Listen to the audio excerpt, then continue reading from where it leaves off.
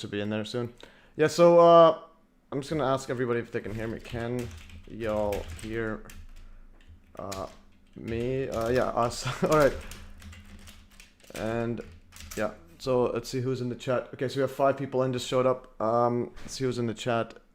Yeah, because sometimes they don't realize it's earlier. There's a rumble as well.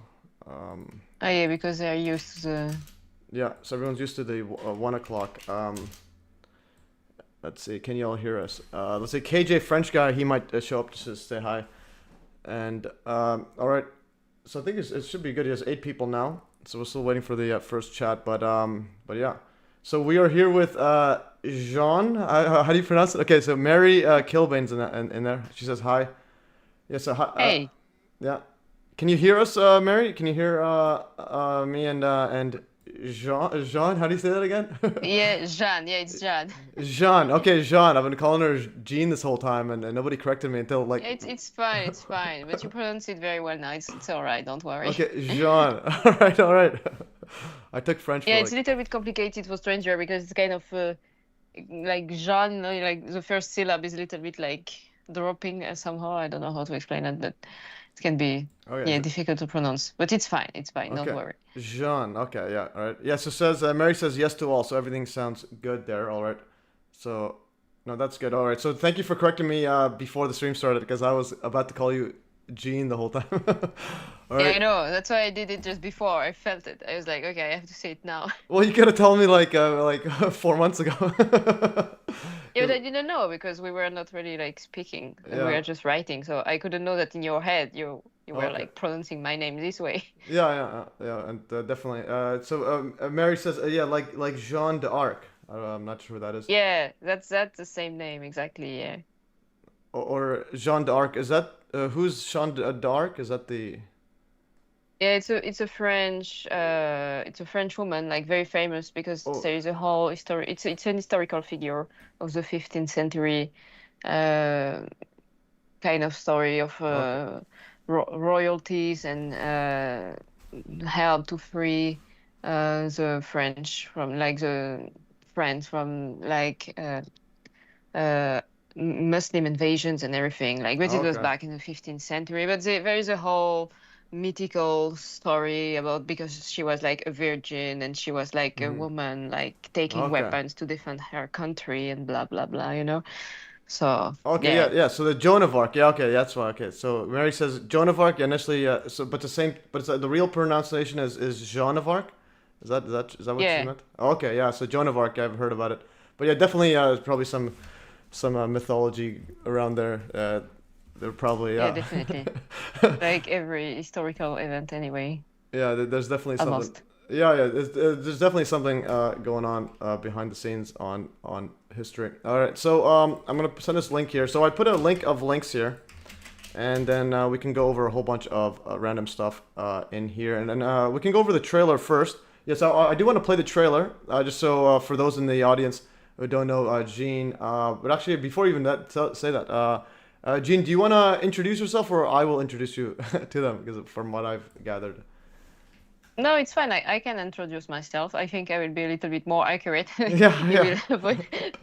So yeah, I saw that you wrote that I'm a professional translator. So first of all, I just want to mention that I'm not a professional translator. I'm just like a random person who just happened to speak English. That's all. I didn't study anything. So you're a humble. Yeah. I was gonna say, so you're a humble professional translator. That's right. Because I became professional with the years, but I don't have the initial training for that. But yeah, so I started to translate stuff like, I don't know, it was 5 years ago now. Wow, it's a long time. But yeah, actually, I'm just like a random person who was just concerned about the world and what happened around her, and I would just try to figure out how I could do anything to help make things better. So I began to translate things because and videos because as a French person, I mean, I don't know if strangers know that, but most of the French people don't really speak English. And I realized that I was mostly consuming English-speaking content. And I was like, wow, but there's a whole bunch of very interesting stuff that French people are missing. So I just basically began to translate videos like that. And my first target was Bill Gates, Oh, nice. one of my favorite. And yeah, so and but I didn't know anything about it at the beginning. And my English level is definitely 1,000 times better now than it was before. And yeah, so I just translated a whole bunch of stuff for 5 years, and we will maybe speak about this during the live subjects and everything. But I happen to have translated stuff around the 9/11. That's why I'm here. Yeah, So that's how you yeah, became an Avenger. that's Yeah, very. yeah. What? What did you say? That's how you became a 9/11 Avenger. Yeah, exactly. Because this subject is so important, and this whole directed energy weapon and everything around it is just fascinating and very important, I think. So yeah, that's why I'm here this No, evening. So no. thank you for having me. Yeah, for sure, for sure. Yeah, it was great. And yeah, you took upon yourself to do the 9/11 Alchemy documentary translation. So that's a very, very important one. I get like messages like every year people saying it's the best documentary ever made, the 9/11 Alchemy. Yeah, I think they're right. It's definitely amazing. Yeah. And it was a long run. It was like a very long run, and it was a massive job to translate that. It was hard and it was long, and I think it took me months between the moment I started and the moment I posted it. Uh, and I have to find other people to make the voices, and I have to make the subtitles, and then I have to make the sound mix and everything. It was very long, but that's definitely, I mean, it deserves to be seen by millions of people. It's for me, I agree. It's definitely one of the best documentary about 9/11. Yeah, definitely. And so Norman is in the chat right now. Norman says, "Evening all, Jean, the French 9/11 Avenger. Let's go." Yeah. Yeah, Yes, I'll show one you. of the French 9/11 Avenger, because I'm not the only one. Although we are not many, but Yeah, but still, no, but we it's are good. few. That was great. And you mentioned 2020. So you started. Was it during COVID? Is when you first started publishing, or when you first started quote awakening, or what got you Yeah. into, especially 9/11? How did you get straight to 9/11, or how did you eventually get to that? Uh, yeah. I mean, so first of all, I have to say that I'm 29. So not yet even. I'm 28. So when 9/11 happened, I was basically 5. Okay. And so I was just not there at this moment to understand anything at all. And but speaking about my awakening, and I put this in quotes, uh, uh, my realization that we are all living in a collective lie about many things, including ourselves. But the society and social construct and structure of powers and everything. I realized it. I think it's not. I didn't realize it. I think I knew it already when I came on Earth. It was just like, Yeah. I don't know. I arrived with. I arrived with. I don't know. I know we are all fucked every day by every power structures and between each other. Yeah. So I always knew that something was wrong. And of course, when you see an event as 9/11, although I didn't inquire on it so much and everything before I found Judy Wood and everything. Yeah, I knew it. It was obvious for me that it was a big manipulation and theater, and it was also obvious for me that when I first heard about the COVID and they were like in the media saying, "Oh yeah, Chinese virus" and everything, I was like, "Okay, what the fuck is this again?" And I felt it for 1,000 kilometers. I was like, "Okay, this is gonna be a mess." I was not expecting it would be so messy, but Yeah. it was. But yeah, so to answer your question in brief, I was always aware of all these kind of lies. And yeah, I started to translate videos during COVID, but it was just the evolution of my life and not really because of COVID that awakened me particularly. Okay. Yeah. Yeah, so you were pretty much awake. And on the 9/11 one, because a lot of people usually go into the explosives, thermite, before they get into the Judy Wood stuff. how did you transition like that, or did you just go straight into the directed energy weapon like evidence of 9/11? Yeah, honestly, I had no point of view, like strict point of view, certitude of on 911. I was just like, I just knew it was bullshit, but I didn't know how much it was bullshit. Yeah. Okay. Because yeah, of course, I was thinking like everyone, like yeah, it's exploding, explosion and thermite and yeah, like warm exploding and everything. I was on this theory, but because I didn't look very closely to that, and I remember that when Kaji, like the other French Avenger of 911, like Okay. he's like definitely a higher level than me because he's very he knows a lot of more things because he inquired a lot on this subject compared to me, which is a little bit all over the place. But he sent me a message on Twitter like 4 years ago, 3 years ago, and he was like, "Yeah, 911, you should check." And I was like, "All right, I think we know that it's bullshit. We don't really need to come in this again." Like every people react today when we present them Judy Woodwork and other people, because she's just one person among the others working on that. But yeah, so I basically jumped from I know it's bullshit, but I don't really know how to oh my god, yeah. It's obviously directed energy weapons and holographic projection and everything. Of course, I mean, when you present me a sufficient amount of evidence and when it's well constructed and it's, I mean, it makes sense. It just makes sense. So I just had to say, yeah. I mean, yeah, it's the most plausible explanation. No, yeah, definitely, yeah. So you were a quick learner, though, because it's like I bought into the mainstream lie, but I never actually looked at evidence. And my cousin kept telling me it was inside job for years, and I never bothered because I thought of myself as a quote smart because I was in university, so I was doing civil engineering, so I was the same bachelor as Judy Wood, and then Right. yeah. So I believe I just assumed the mainstream was right because it was all Islam, blah blah blah. But I knew that it wasn't explosives, so it's like I was in a weird spot because like I know it's not explosives because it's just the actual setting up the technical aspects of setting it up are very very very hard, especially for giant buildings. And then I came across Judy Wood randomly on a Richard Hall video with Andrew Johnson. They were talking about UFOs. And then, and then Richard Hall says, "Oh, by the way, we know this energy technology exists because of Judy Wood's book. They show the front and back cover." And I'm like,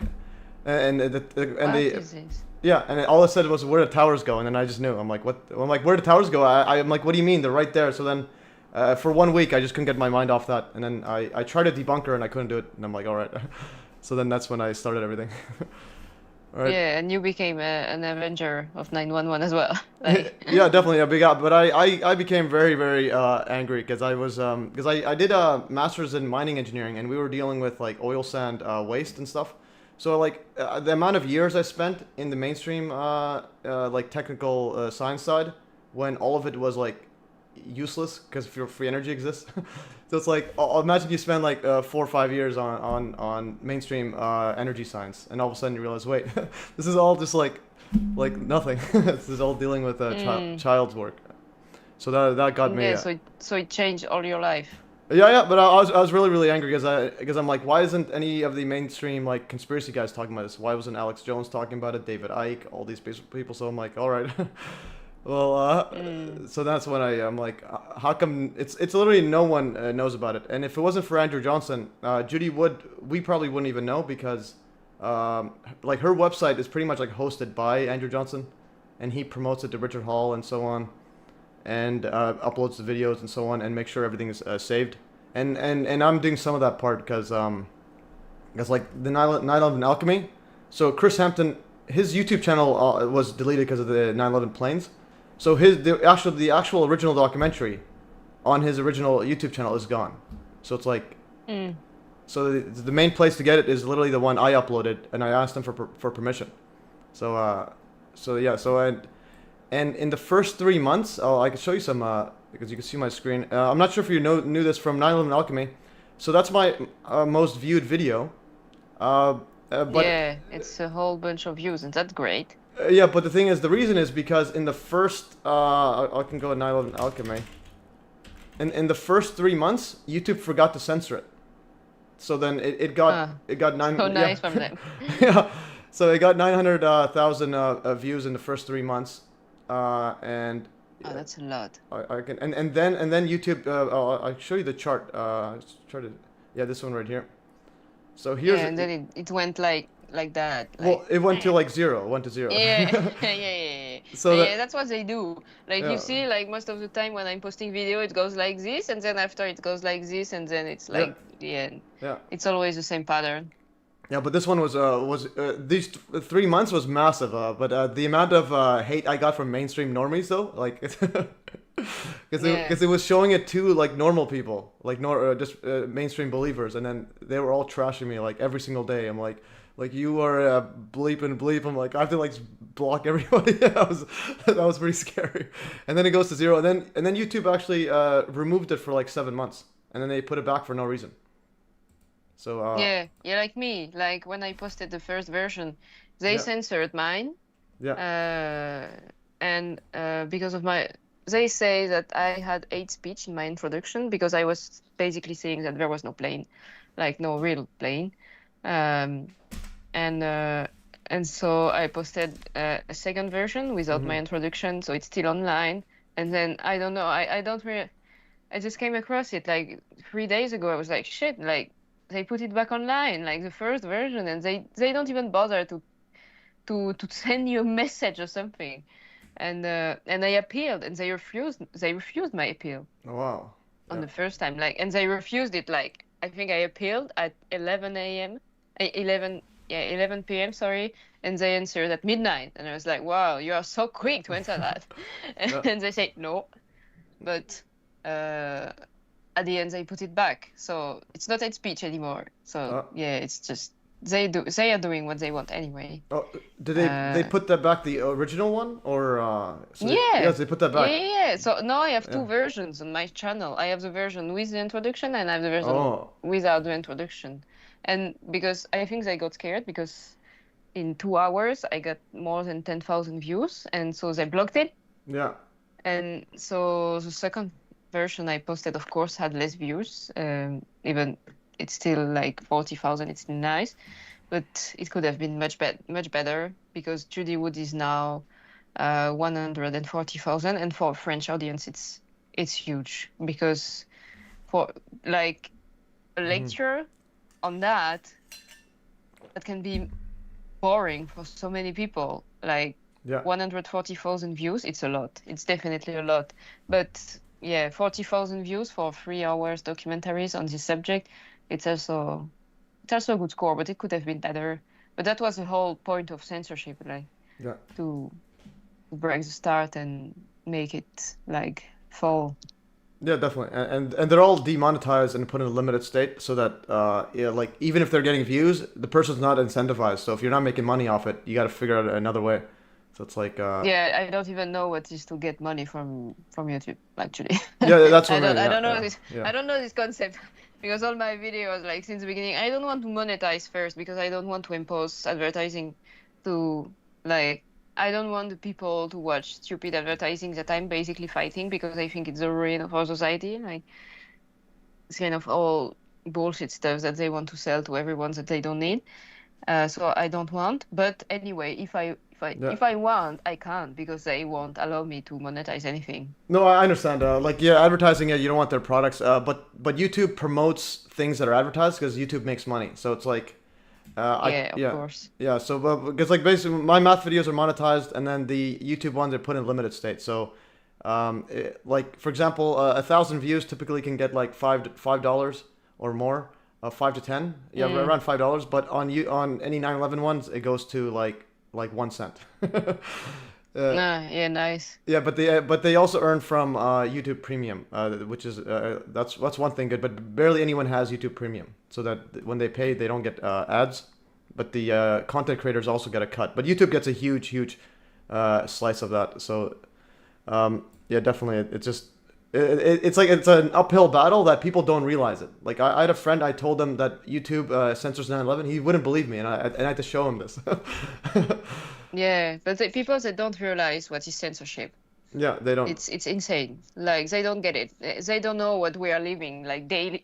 They don't know that we are working, we are doing stuff, and then we get censored, and then they're like, oh yeah, and then they just forget about what you just say. But yeah, it's insane. Like when you are facing it, censorship is just crazy, and it's so much more than before. I remember like 5-10 years ago, you could find conspiracy theory content everywhere, but now it's like there's nothing anymore.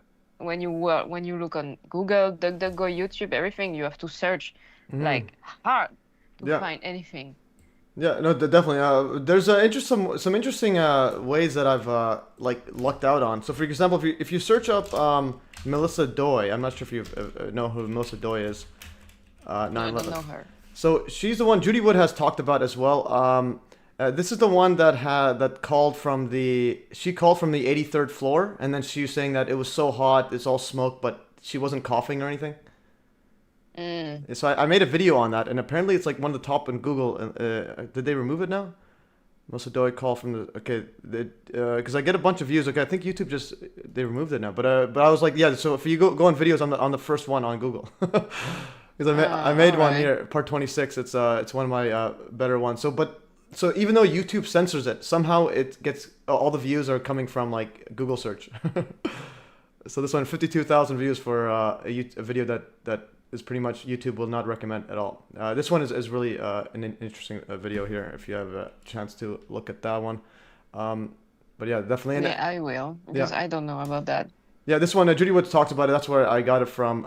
And then I searched for all of her audio transcripts. So she was inside for like literally 20 minutes talking, but she's inside. Here's where she is. Here's a photo. I mean, she's inside there. And she's calling. That's insane. And she says that it's so hot, but she's not like overheating. Her clothes aren't burned. She's on the phone, so the telephone lines aren't burned. they're not on fire. Like they're still working. And she says that it's like he said, like the guy said, it's warm. It's not hot. It's warm. Yeah. But she was saying that it was super hot. But the thing is, and that she can't see anything from all the smoke, but she's not coughing at all. So so it's probably like super fine. So she was actually like inside where all the things were turning to dust. So it's like smaller than smoke particles. So she's actually can like literally and she's speaking really rapidly. So she's not actually hot. Like it's basically it's similar to those jumpers where they're jumping, because even though there was like they're not on fire or anything, some of them are taking their clothes off on the window ledge. It's because she's probably experiencing some microwave energy and so on. So you can. Mom, you get out. Yeah, but yeah, if you have a chance to look at that, this was one of the one I actually put a lot of editing into it. It's very very well done, and this was also shared on Reddit, the mainstream like 9/11 archive, and then everyone says, hey, take down the video because you shared a video from a conspiracy guy, and then I started responding to them, and they banned me for 7 days. But it's my video that they're sharing, and it's the only one in I think in the entire world that has the like this much length of the audio. So anyways, if you ever but it's super sad. You might start crying.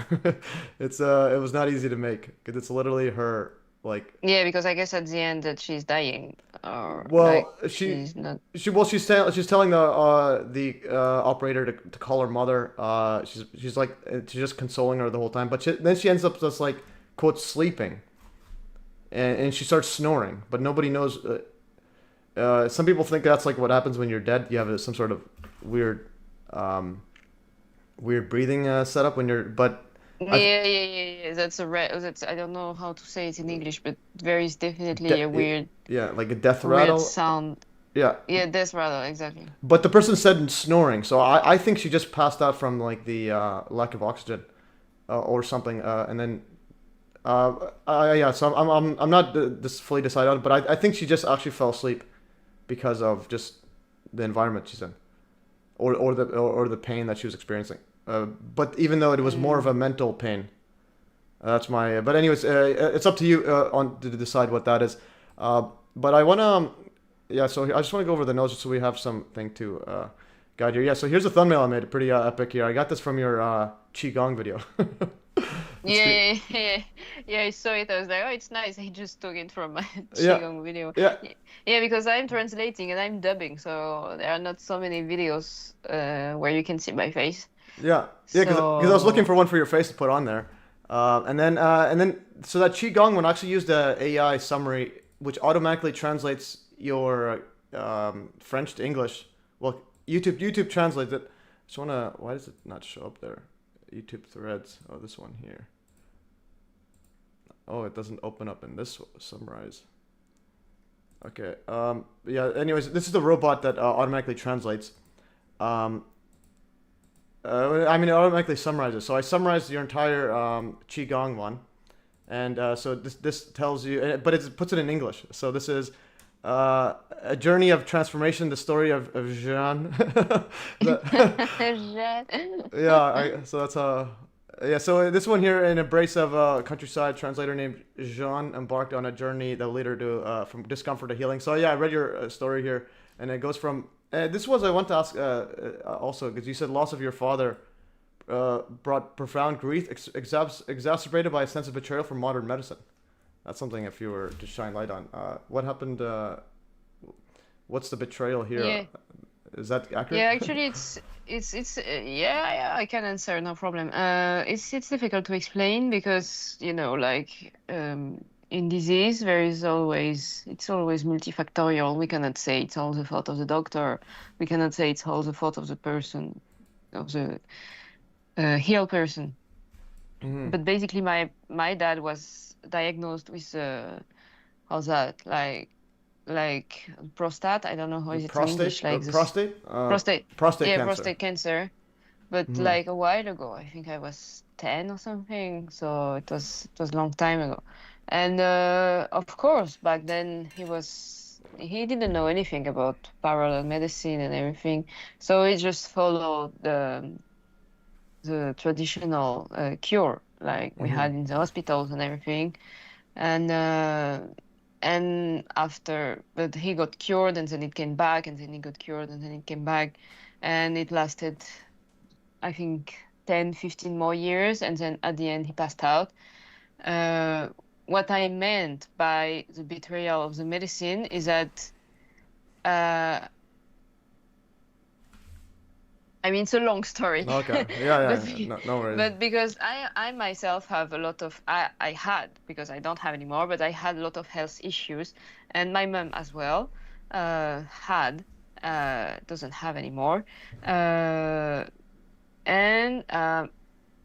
my mom took the way of Qigong and Chinese medicine, and my dad followed the traditional Occidental Mm-hmm. way of curing people.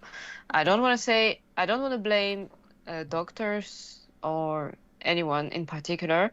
I'm blaming the system and the health view of the Occidental people, which I think is totally wrong. Mm-hmm. But it's not only Occidental. I mean, Chinese now adopted this point of view, and the whole world adopted this point of view. But anyway, what I want to say is that they basically butcher people, and Yeah. they butchered my dad, and they think that they see the human body as a sack of meat. Like you can just cut and put pipe in plastic, and then it's gonna Mm-hmm. work the same. But it's not like that. But my dad was also depressed. Like he took very severe drug all his life because he had headaches, like heavy headaches. So it's not only doctor's fault. Mm-hmm. It's also his life, his view on himself, like everything. But yeah, I have a huge issue with modern medicine actually, because they never helped me and they wanted to medicate me on every corner. And I served myself with Chinese medicine and Qigong, and I have no side effect. Mm-hmm. And I don't have a treatment for all my life. And if I had listened to them, I would have to take all kind of stuff. And they didn't even understand, I mean, what I had. I was going to see them and I was like, yeah, I have pain here and there and here and there. And they were like, yeah, but you're healthy, you're fine. We don't find anything. Like, yeah, but I'm not healthy. I'm not fine. Like I can Yeah. tell you in my daily life that I'm not fine, Mm-hmm. and I wasn't. But I figured out with myself and with, of course, again, Chinese medicine and Qigong, and worked on myself because everything starts into consciousness anyway. But for example, I had a wrist failure, like failure. No, that not that. Sorry, because in French it's a very close word. Uh, One of my small bone broke Mm. uh, when I was 19 or 20. And they always told me it's like tendon issue, and so they always medicate. No, I didn't want medication anyway, but they always told me it's chronic tendon issue and everything. And 2 years ago, like, no, not even 2 years ago, like 10 years later, 1 year ago, I just go to see a naturopath, and she's like, no, I mean, that's not tendon issue. Your wrist got broken at some point and then it just repaired how it can, and then now you have arthrosis. So my wrist is basically fucked up. Oh. And I saw like so many doctors, and they just don't understand anything. I mean, I'm sorry, but they don't understand how human body works, and Mm-hmm. they dissociate totally. But I mean, that's very typical of Occidental way of considering things. Like, you have this discipline, this discipline, this discipline, and they never met. And Mm-hmm. it's the same to consider the body. Like, there is a pipe for the pee, and there is a pipe for the food, and there is Yeah, like yeah. the brain, and that's all. And then we can just cut the pipe and then sew them back and then put plastic, and then everything will be fine. But no, it doesn't work like this. And the body is a whole uh, Mm-hmm. unique entity, which everything works together, and the body works with the external and the world, and it's whole I mean, a much more complicated issue. But that's I can speak about it for hours. I'm just gonna Yeah. stop now because it's already a long answer. Yeah, Sorry. definitely, definitely. but but yeah, it's, yeah, that's definitely No, something like modern. I hope like that soon the medicine paradigm is gonna change in yeah. our society, and I'm sure it will. Yeah, definitely. I think so. I've also looked at alternative medicine. I think my view, like the one I like the most, is German New Medicine. I'm not sure if you've heard of German New Medicine. I think I might have like Hammer, like the guy who. Yeah, yeah, yeah. Yeah, Right, Dr. Hammer. Yeah, because it's like basically it gives like a scientific a scientific model for cancer, and that's not a your body just trying to destroy itself. So it's like an yeah, emergency it's response. not. Yeah, yeah. And Mm, from there you can actually like start predicting who gets cancer, and so on. Because I tell my brother, he works in the emergency unit in the hospital. I told him anytime you see any car, let's say a car accident or anything, or anyone that has cancer, look around, look at that person's life and anyone around them, and then see if they're gonna get cancer or not. But especially if there's like a car accident where a mom, let's say a child dies, typically, mm. typically a lot of people around that are emotionally tied will develop cancer as an emergency response. Whereas the mainstream will tell you, oh, it's your body's trying to kill itself. Now we're gonna go and do radiation, cut it up, and and Yeah, that's what they did to my dad. and, Like, and, do radiation, cut it, and yeah, then die. and then what happens there is your body gets another shock, which is now you've cut your body, so now you have a secondary shock that is like you've loss of your actual identity and self worth. So then they say cancer spreading, but what's actually happening is you're creating more and more biological shocks on it. Yeah, and balance. Yeah, yeah. So that's the thing, and from that again, when you said mainstream one, they just cut up and so on. But also think about all the animal testing they do before they cut up humans. Yes, it's horrible. I mean, Yeah, it's butchering there too. It's like animal torture every day just for medicine, like medicine. yeah, yeah. It is. Yeah. It's insane. But I would even go further, and I would just make a bracket here, like just about what you say, that of course, like what Hammer says is that traumatism is creating disease, and I Hmm. would even go further.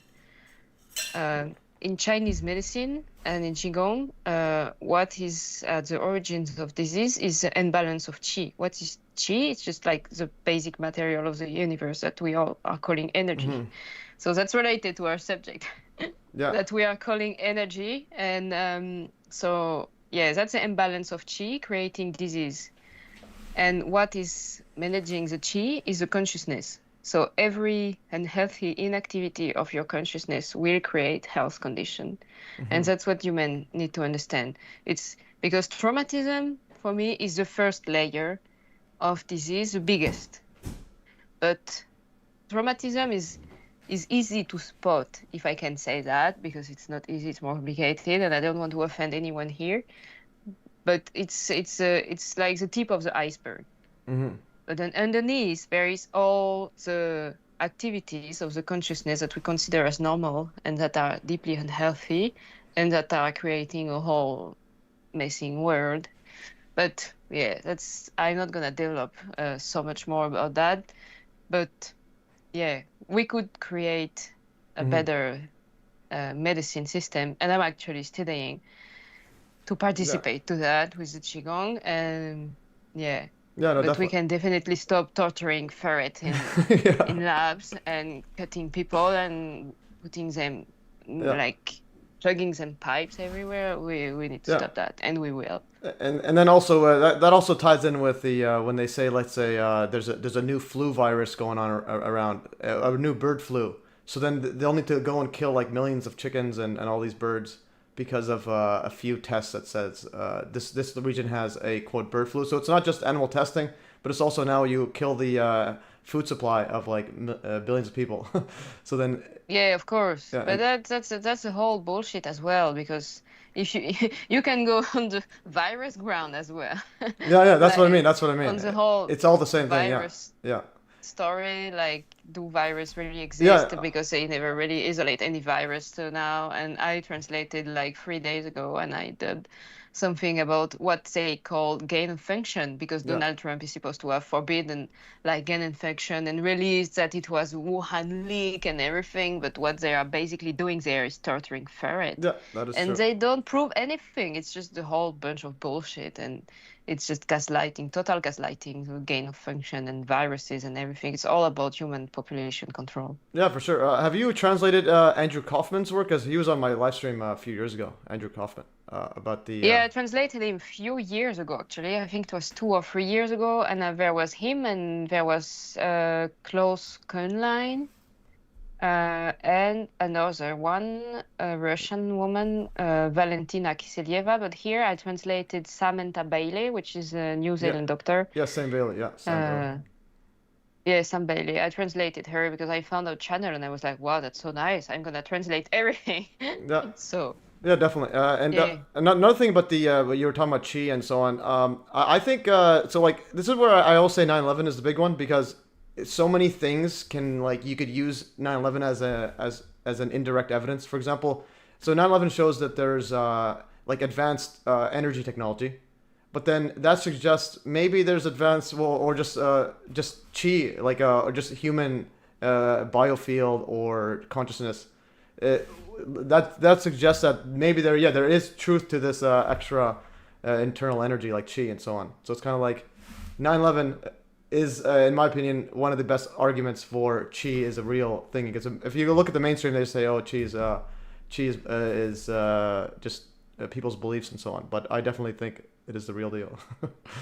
Yeah, it is, and that's what in the 911 alchemy, for example, they are showing some videos of Einstein, and he's talking about ether, and that's what that's the start of the Occidentals to they begin to understand what Chinese are studying for thousands of years there. And of course, they didn't build directed energy weapon over there. We did. Maybe, But, maybe, maybe. yeah, maybe. But for now, we don't have any. They don't have their 911 story, so we don't know. Oh yeah, maybe the people behind 9/11 is some dark chi masters or Shaolin monks that went to the dark, and they're in a mountain somewhere and just firing with their hands. All right, no, that's epic stuff. So I'm gonna go to the notes here. I did want to cover. So you made the 9/11 alchemy one. I want to go over this part right here. Maybe we can go back to the qigong later. So this was, yeah, I wrote YouTube censored your introduction, 9/11 Alchemy translation, the dubbing documentary, because of the mention of no plane. So I muted that part, and then I made an uncensored version of that here. But I do want to post a trailer here. I'm going to play the trailer because I think you were the first person that posted this video that I actually made. So I actually made this video. Yeah, it's such a nice video, like very graphic, very nice. Yeah, and there's a backstory to it. Well, I'll play it for the audience, and then there's a backstory to it that's very interesting as well. And I'll give you the idea behind it. Is actually Mark Conlon. It wasn't me behind, and I'll explain it. I'm going to play this video for the audience. This is the introduction she made, dubbing over 9/11 Alchemy by Chris Hampton. Vous êtes très nombreux à avoir accueilli à bras ouverts la conférence de Judy Wood en février l'année dernière. Préparez-vous aujourd'hui à accueillir Chris Hampton avec son énorme série de 3 documentaires, L'alchimie du 11 septembre. Un titre bien étrange au premier abord. On en vient vite à se demander quel peut bien être le rapport entre l'alchimie et le 11 septembre. À son origine, l'alchimie nous parle de transmutation, c'est-à-dire de la transformation d'un métal en un autre, ou la transformation d'un élément chimique en un autre. Elle s'est ensuite étendue à tout un royaume symbolique de transmission spirituelle, ce que nous verrons dans la 3e partie de la série. Le jour du 11 septembre, nous avons tous assisté à la transmutation des tours, à leur transformation en poussière, à travers un processus nucléaire méconnu, celui de la fusion froide. Dans ce documentaire, vous retrouverez une accumulation de preuves de l'utilisation d'une arme à énergie dirigée, mais également de l'utilisation de la technologie de projection holographique pour les avions. Car oui, les gens présents lors de la désintégration du site du World Trade Center ont bel et bien vu ce qu'ils croyaient être des avions. Yeah, and here's the part I muted to avoid YouTube censorship for hate speech. And it says, because there's no evidence to confirm the presence of, quote, real, quote, Boeing aircraft. Yeah, you can see that there's so much hatred in this sentence. Yeah, it is. You can whole see it now. Yeah, it is. There's so much hatred. Yeah, okay. And then, yeah, so this one here, again, I was very surprised that you grabbed this one because, and I didn't even realize that you grabbed this one. I thought it was the synced one, like the one I made them sync so the wings disappear. This is actually, when I was making the trailers when I realized, oh, you got the one from Telegram. I'm gonna play this, continue. And then, yeah, so the hatred there, yeah, so I had to meet it for hatred. En plus du site du World Trade Center, 2 autres sites majoritairement inconnus au bataillon viendront étayer ces analyses. Le Pentagone et Shanksville. Tout comme pour le World Trade Center, tout prête à penser que des technologies similaires ont été utilisées sur ces 2 sites le jour du 11 septembre. Toutes ces affirmations peuvent sembler irréelles ou fantaisistes, mais ceux qui ont déjà regardé la conférence de Judy Wood savent que c'est bien loin d'être le cas.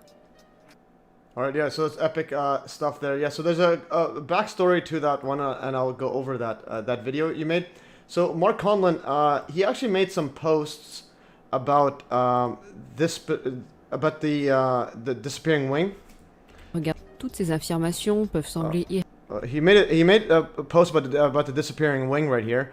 He thought that this one was going to be in sync. This is the I think Park Foreman footage. This one is the I think the nodded one is also a French person, and this is the Luc Crochan one. So he thought that this one would sync with this disappearing.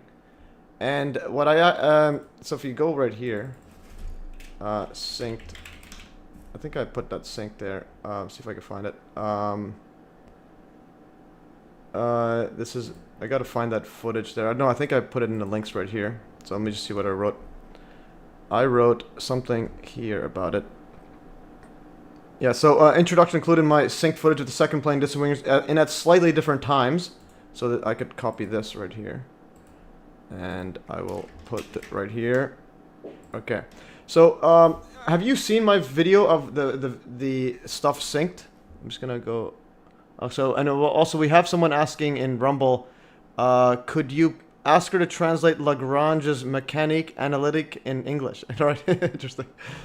I think that's a math. What that? I don't know what that. Yeah, I think that is a. I'm gonna post this.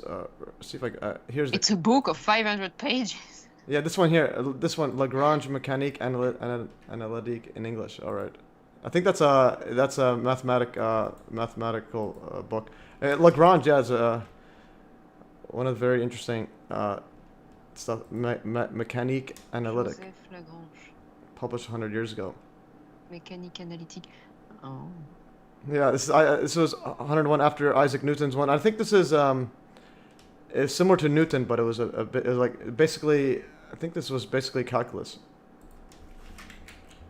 Not never mind. But anyways, that's for another day. So I want to go back to this part right here. So this is the one that have you seen this one here where I made the wings disappear at the exact same time? No, I think I didn't see this one. Okay, because I always thought, yeah, so the longest time I thought you shared, I thought this was in your video. Because this was, to me, one of the biggest evidence that it's not compression artifact. This is an actual physical phenomenon happening. It's not, and it's not just a, like, glare from a different, a glare from the sun or anything.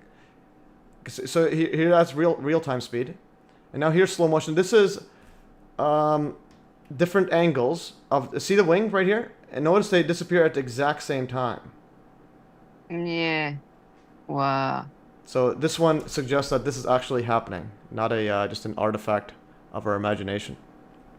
All right. So the entire time, and there's a bunch of other ones all showing like just weird wings there from any angle you look at. But also the object doesn't even look like a real aircraft. It looks like just a black silhouette. So the longest time I thought it was this one, but then when I was doing the trailer, then I realized, oh, you made the unsynced version. I mean, this is synced, but this is the so Mark Conlon wrote a few articles and I think a Substack, and then he was saying that he always compared these two videos, these two images, or this footage, this one right here and this one. He always thought the wings disappeared at the same time. So then I told him, here, I'll sync it all together, because I think the wings disappeared at different times, and they disappear at different times. Yeah, so that is what happens. Just, oh wait, well, sorry, shit. What happened? My cat just. Okay. Wait a minute. No worries. Yeah, sorry. I was actually listening to your. Yeah, but that's actually. I mean, when you see that. Yeah. So what's interesting is the wings disappear at different times. So again, that's further evidence it's not some sort of a glare from the camera. I mean, the glare from the sun or artifact. And this one here, the wing reappears on this side. So basically, Mark Conlon initially thought these disappeared at the same time. So I made this video to show that they disappear at different times. And this is the one that you use. Yeah. So I think you were the first person to use that, and you actually went viral on X. Yeah. No, that's great. That's great. Yeah, because I like just putting stuff on Telegram and let other people take it and get well. Okay. Oh, in that video, someone 29,000 tons thermite said even a woman could be heard saying, "What the hell is that?" Yeah, that was in one of the footage, because there was an object being seen in there. But there's a really big push that there was. Yeah, there's a really big push that it's CGI by disinfo agencies, which is quite interesting. All right, so that's that part. I wanted to go over, see what else we had in store here. So, and I put a full, I downloaded your full documentary that you've dubbed over, and I uploaded on Telegram as well. And I think I should, next time I message Chris Hampton, I'll let him know that you made this. I sent your video. Okay, so Norman said here, I sent your video to Jeanne when she was looking for clips to use and forgot to credit you. My bad. Glad you're doing the explanation. Big ups to Dr. Morgan Reynolds. All right, so Jeanne sent you that clip. I mean Norman sent you that clip. Jeanne. Yeah. He is my first video supplier for 911. So that's great. No, that's great. Yeah. Thank you, Norman. Yeah. He sends. He has like the biggest video collection everywhere. But yeah, definitely. Yeah, so yeah, this is the Nalaman Acclimate, the full thingy, all in translations, and I also did an AI summary in English. So this is a bot on the Hive blockchain that I run. Well, I don't run it, but I mean I use all the time. So I summarize this all, and this puts it on the blockchain. So Nalaman Alchemy in plain sight. goes with predictive programming and so on. But anyways, that's for the AI model to get real information as opposed to Grok AI, and ChatGPT, which can censor on their own, right? What else did we have here? This is another part. I'm not sure if you've seen, so you know who Stephen E. Jones is or no? Stephen E. Jones. Yeah, of course. You've seen the documentary, and all that. So Stephen E. Jones covered up cold fusion, and now what was brought to my attention, Kurt Weldon. He is a former congressman in the U.S. who is he's pretty much trying to create a 9/11 commission to investigate 9/11, but from the explosives thermite disinfo. But what's interesting is I think he is the new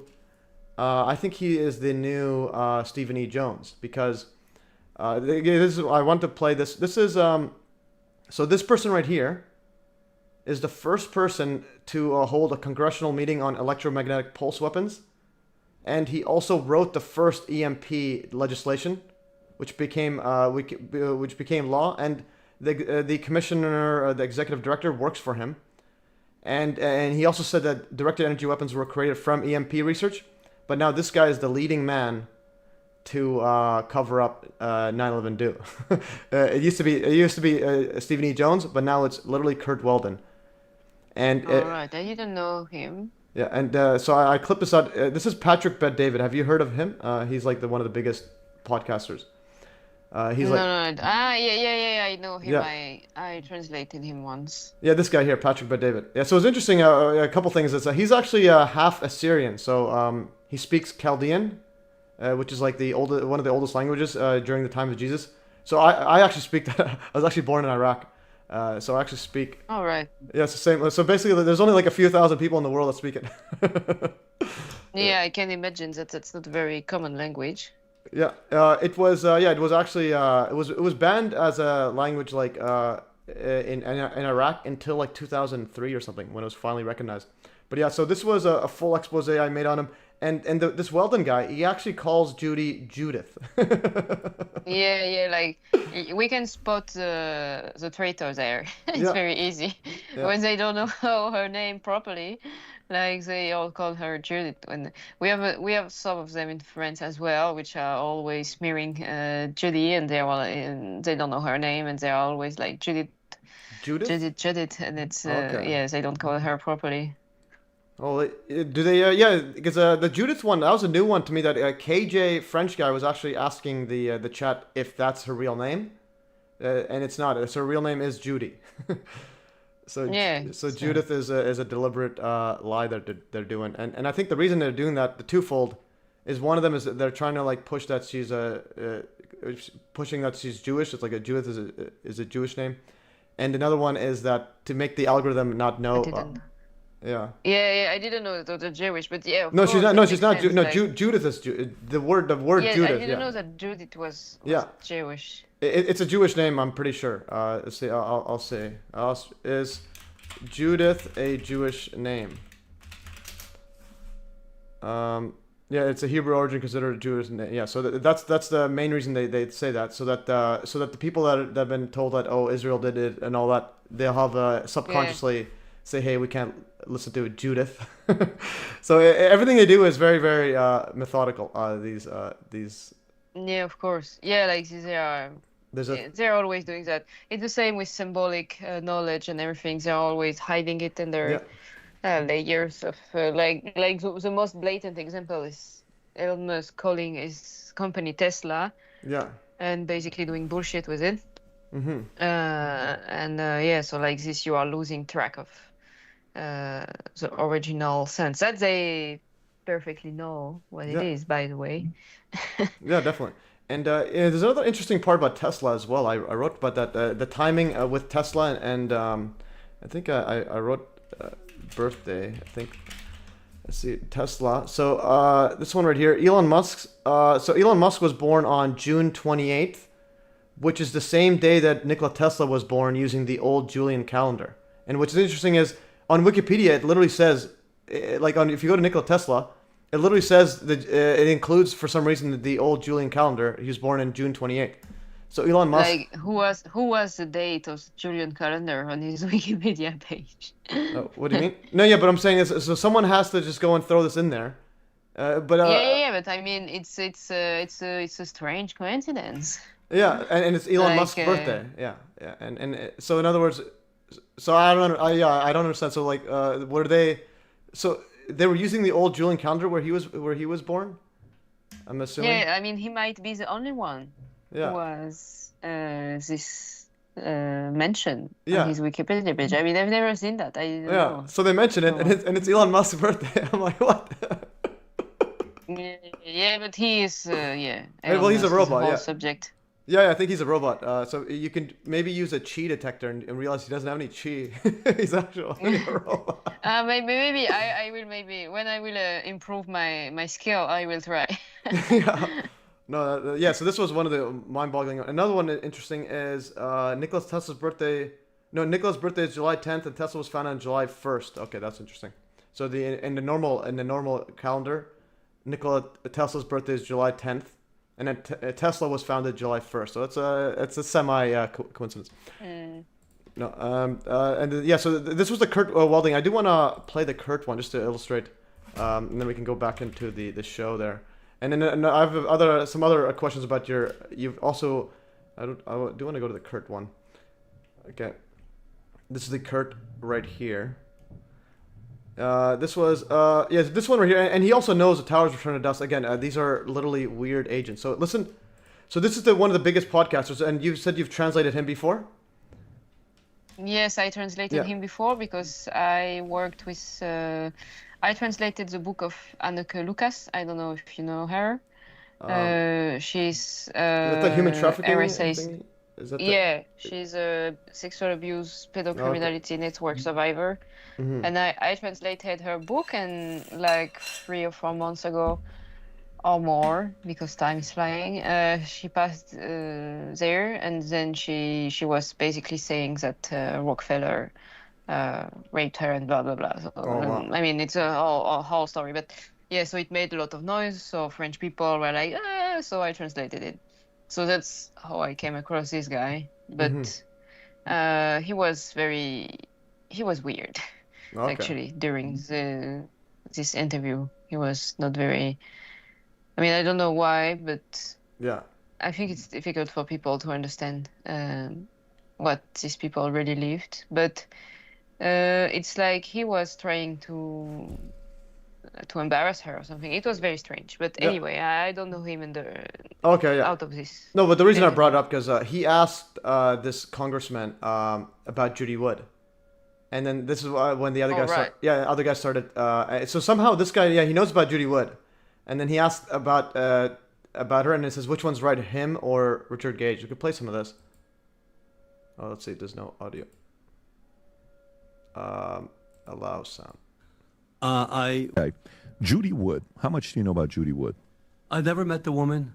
I know a lot about directed energy. I'm gonna go to the washroom while playing it, okay? And I'll be back because I've heard this many times. Okay, I'll be back. Was the first person to hold a congressional hearing on EMP, based on, as you know, and your viewers can Google the term Starfish Prime. That was the first EMP test. If you had Peter Pry on, I know he talked about that. Peter worked for me. When I wrote the EMP legislation, which became law, it created the commission. Peter was the executive director of the commission. EMP is our gravest threat right now because it can neutralize a country by taking out your smart capabilities. But from that, weapons were developed using directed energy. And that's the major thrust to me today. And what Judith Wood says is that those buildings weren't taken down through airplanes or bombs. They were taken down through a massive directed energy attack. Who do you believe more, her or Richard Gage? Who do you give more credit? Well, first of all, the architects in it, I don't compare either one of the two because I'm not a professional in that area. I think they both are credible people. Richard Gage and the 3,000 architects and engineers have risked their entire lives and careers talking about the lies of the NIST and the false report that was put out there. And I can give you a story about NIST that'll blow your viewers away, but I won't bother you if you don't want to hear it. But I want to stay on Judy Wood here because Judy Wood, interesting background. She got a degree in civil engineering, got a master's degree in engineering mechanics and applied physics, and a PhD in material engineering science. She's not politically involved. She could care less about the politics side. It's not something that she talks about. But her theory, several observations she claims cannot be explained by official narrative. One, lack of significant debris. She talks about how the debris pile after the collapse was much smaller than expected for buildings as large as the World Trade Center Tower. She suggests that much of the material was vaporized or dustified by DEW, leaving little rubble behind. That's one. Two, toasted cars. She points to reports and images of cars near the World Trade Center that were severely damaged or toasted in unusual ways, burned or melted without clear signs of typical fire or explosion damage. Wood interprets this as evidence of selective energy defects from a DEW. Absence of expected seismic impact. Wood claims that seismic data recorded during the collapse doesn't match that would be expected from a traditional building collapse. She argues that the DEW attack would produce less ground vibration than a conventional demolition. And then the Hurricane Aaron connection, which is kind of weird. On 9/11, there was a hurricane. Most people don't know this. There was Hurricane Aaron, was present in the Atlantic Ocean. Rob, I don't know if you've seen the picture of the Hurricane Aaron, how close it gets and what direction it just goes. If you've ever seen this, Wood suggests a speculative link proposing that the storm's energy might have been harnessed or connected to the DEW technology used in the attack. It starts and just kind of goes and disappears to the other side. Now, obviously, these are, to the average person, crazy claims. What do you think about what she says there? Any credibility there? I think we need this. We need to have a presidential commission. Right. Get Richard Gage, who's done a lifetime of work, Judith Wood, the firefighters, the lawyers, all of the people. We have firefighters who've never been interviewed who heard explosions in the buildings. All of those people need to come together because the 9/11 Commission, listen carefully, is a complete fraud. I don't blame the commissioners. I blame the people who manipulated the data, the people who ran it. Mm-hmm. Yeah. Yes. So they need to make a second fraud commission to fix the first one. And interesting, he says that 9/11 Commission is a fraud while he's holding a commission on 9/11. And this guy, so he knows full well. But again, if you listen to what he was saying before, he's literally the first person to write law in U.S. about electromagnetic pulse weapons. All right. And I think you're upside down. Okay, now you're back to normal. Okay. Yeah, sorry, my phone just... Yeah, no worries. And then I do want to show this part here. This is the Presidential Commission. This is his Presidential Commission. If you look at it, it's the usual nonsense. I'll just go to... I don't know what's going here. I'm going to zoom in all the way in. So if you look, they're saying that they want the government to investigate this. That there's pyroclastic flows, massive clouds of superheated smoke. Okay? You can see this on your screen?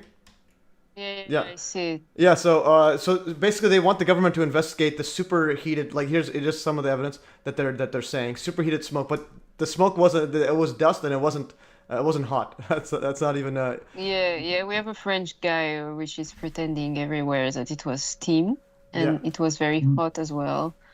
That's that's a very nice commission again. Yeah, I guess. So that's what this is. What the whole idea is. They want a government to investigate it, and then the government will conclude there's no evidence for high heat.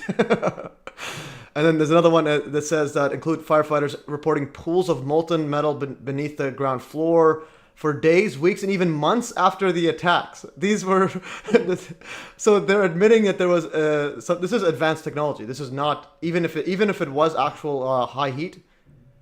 For it to be lasting months, out in the open, months, and so that rules out anything. It rules out a thermite, unless it's some sort of advanced nuclear process that's not even known. But again, this is regardless if there's high heat or not. It's still, and they're saying molten iron, signature of thermite, and they're saying photographic evidence. They're saying it's let's see the degrees it says right here. They're saying that. Structured steel, hot sulfur corrosion, which was extreme temperatures of 2,800 degrees. Yeah, and then nanothermite, all this nonsense stuff. And then I made a post about what happens. So here is So this is what the 9/11 Commission will conclude when investigating the non-existent thermite explosive nukes and CGI 9/11. So was thermite used on the Twin Towers? It's fiction. It's fiction. We made it up. It's a made-up tale. It's a total fabrication. It never happened. It never happened. This one was invented by a writer. It never happened. It's false. Yeah. It never happened. So this was an idea from Norman, actually. I got this idea. He told me to edit this in, so I edited that in. Yeah, so that's the 9/11 Commission. And just to, again, one more, and then we can get back on the show right here. So Kurt, so he even says that he was, so that same guy that's leading the commission, who's also wrote the legislation on electromagnetic pulse weapons, he also was at the 9/11 site and the 1993 bombing. So he was at both. But he also said 2 months ago that there's no way that what was left was the remnants of those towers. There's just no way. So in other words, he knows that towers were gone. So well, I was at the Trade Center the day I got a call from the New York firefighters and the fire commissioner when 9/11 happened to get up there because they needed help. And I had been there at 93. So I went up on the first Amtrak train. And when they picked me up at the station in New York and drove me down, we couldn't get down to Ground Zero. We had to walk. And I went down to Ground Zero, and I stayed with the fire department at Ground Zero. So I was there on the scene, not as a politician, as a firefighter with the New York Fire Department, as I was in 93. And there's no way that those towers that I had been to as a citizen, that what was left there was the remnants of those towers. There's just no way. I mean, I was there, and there's no way yeah, I added that again. that those towers that I had been to as a citizen, that what was left there was the remnants of those towers. There's just no way. Yeah, so he knows full well about it. But also, this one here, whenever I see an image like this, can you see these where my mouse is? Do you know what these are right here? Do you know, these are the exterior lobby columns of the Twin Towers? Yeah. Yeah, like the. Yeah, have you seen those? Because I'm working on like a full like hour compilation of like hundreds of photos of this. But this is the ground level. Like see these things that you can see air inside. Yeah, we can see. We can see the guys. Yeah, it was anyway. It was nothing on the ground. Yeah. In the end. Yeah. So and in my view, this is the most like. This is probably the biggest evidence, like the most irrefutable evidence I can imagine. So this is the ground level. So see, whenever you see these big gaps between, that's the ground level. Yeah. So this is Yeah, that's what I try to yeah to show on the thumbnail of documentary 911 Alchemy when I you see like people that are working on the debris and there's just a small engine just next to it, which is yeah. ground level. And yeah, of course, for me it's just so blatant. I mean, how can you? It doesn't make sense. Expect of directed energy weapon and justification and everything. Yeah, and again, that's the ground level. See that? So like this sphere is towering above. It's just, and there's a overhead. These are still standing. So, yeah, it's insane. Just this proof for me is really one of the, like you say, it's one of the most powerful one. Yeah, like I was saying, like for me, all it took was the front and back cover of Judy Wood's book when Richard Hall showed it, and like I thought to myself, these are fake photos. These can't be real. And then and I'm like, no, it's real. I'm like, all right, that was it. They are. Yeah, this is next level. And also, you mentioned that Patrick Bet-David was trying to intimidate or trying to make like embarrass that survivor. I didn't see that. So he interviewed that like child survivor that abused. So that survivor that wrote a book about Rockefeller, etc. Yeah. Annika Lucas. Yeah, she didn't write a book about. I mean, she didn't mention Rockefeller in the book. But it was the first time that she mentioned him at this during this interview. He didn't really try to intimidate her, but he was like saying the basic thing like everyone is saying. I don't remember how he put it, but Is this the it was person? something. This is the one, right? Anna Lucas. Anna. Yeah, yeah, it's her. It's her, Yeah. Anneke Lucas. So she's Translate. from Belgium at the beginning. Yeah, and you see you have small flags on the bottom right of your of my Oh, yeah, website, and you yeah. can translate everything. So my website is fully accessible Oh. in English for Oh, English I speaking. didn't see those. I thought this was there's a button on the browser here. Oh, so it is included in yours. Okay, so in the browser. Yeah, it is link. included. Okay, I thought it was a Google thing. I didn't realize it was just yours. Okay, that's amazing. No, that's great. Because I was trying to go through that, and one thing is when I go to the home one right here, I'll do the French. Yeah, if I do the French one, I'll do the French side. Let's see the French. It says MES services. I'm like, I don't remember collaborating with you. It says MES services. I'm like, what? Right. Yeah, MES services. Yeah, yeah. So I use Yeah, that. it's because me, it's mine. Yeah. All right. So it's like, yeah, mine, like plural for mine, because services is plural. But Yeah. yeah, that's funny. Yeah, and I think MES MES is also like in Spanish means month. I think. I'm not sure. I have to correct me if I'm wrong. Yes, it means mess, like 1 month, Yeah. So I get like tagged. like a month. Yeah. So it's so MES that keyword is searched a lot. So that's one reason why I picked it for my. That's smart. Well, yeah, one reason for my domain name, but I didn't realize about it. So I just have MES.fm. It's searched high randomly. Yeah, so MES in there. Typically, why companies like big companies pick simple words that are searched a lot, like Apple. Apple picks Apple because Apple. It's either that or they can create a new one like Google's and never before seen. Where it's, but they're also huge. But then Apple, they want to pick something that's easily memorable. Yeah, so Patrick Bet-David interviewed her. Okay, I haven't seen that one. I just saw this one Yeah, here. and if you scroll a little bit down, you will see, yeah, that's this one on the right, like David Rockefeller here. If people want to see it, so it's in French, obviously, but if you go into the description, Oh, it's Patrick Bet-David. there Okay. is Yeah. English version, like the original version is Okay. is in the description. So if people want to see it, it's there.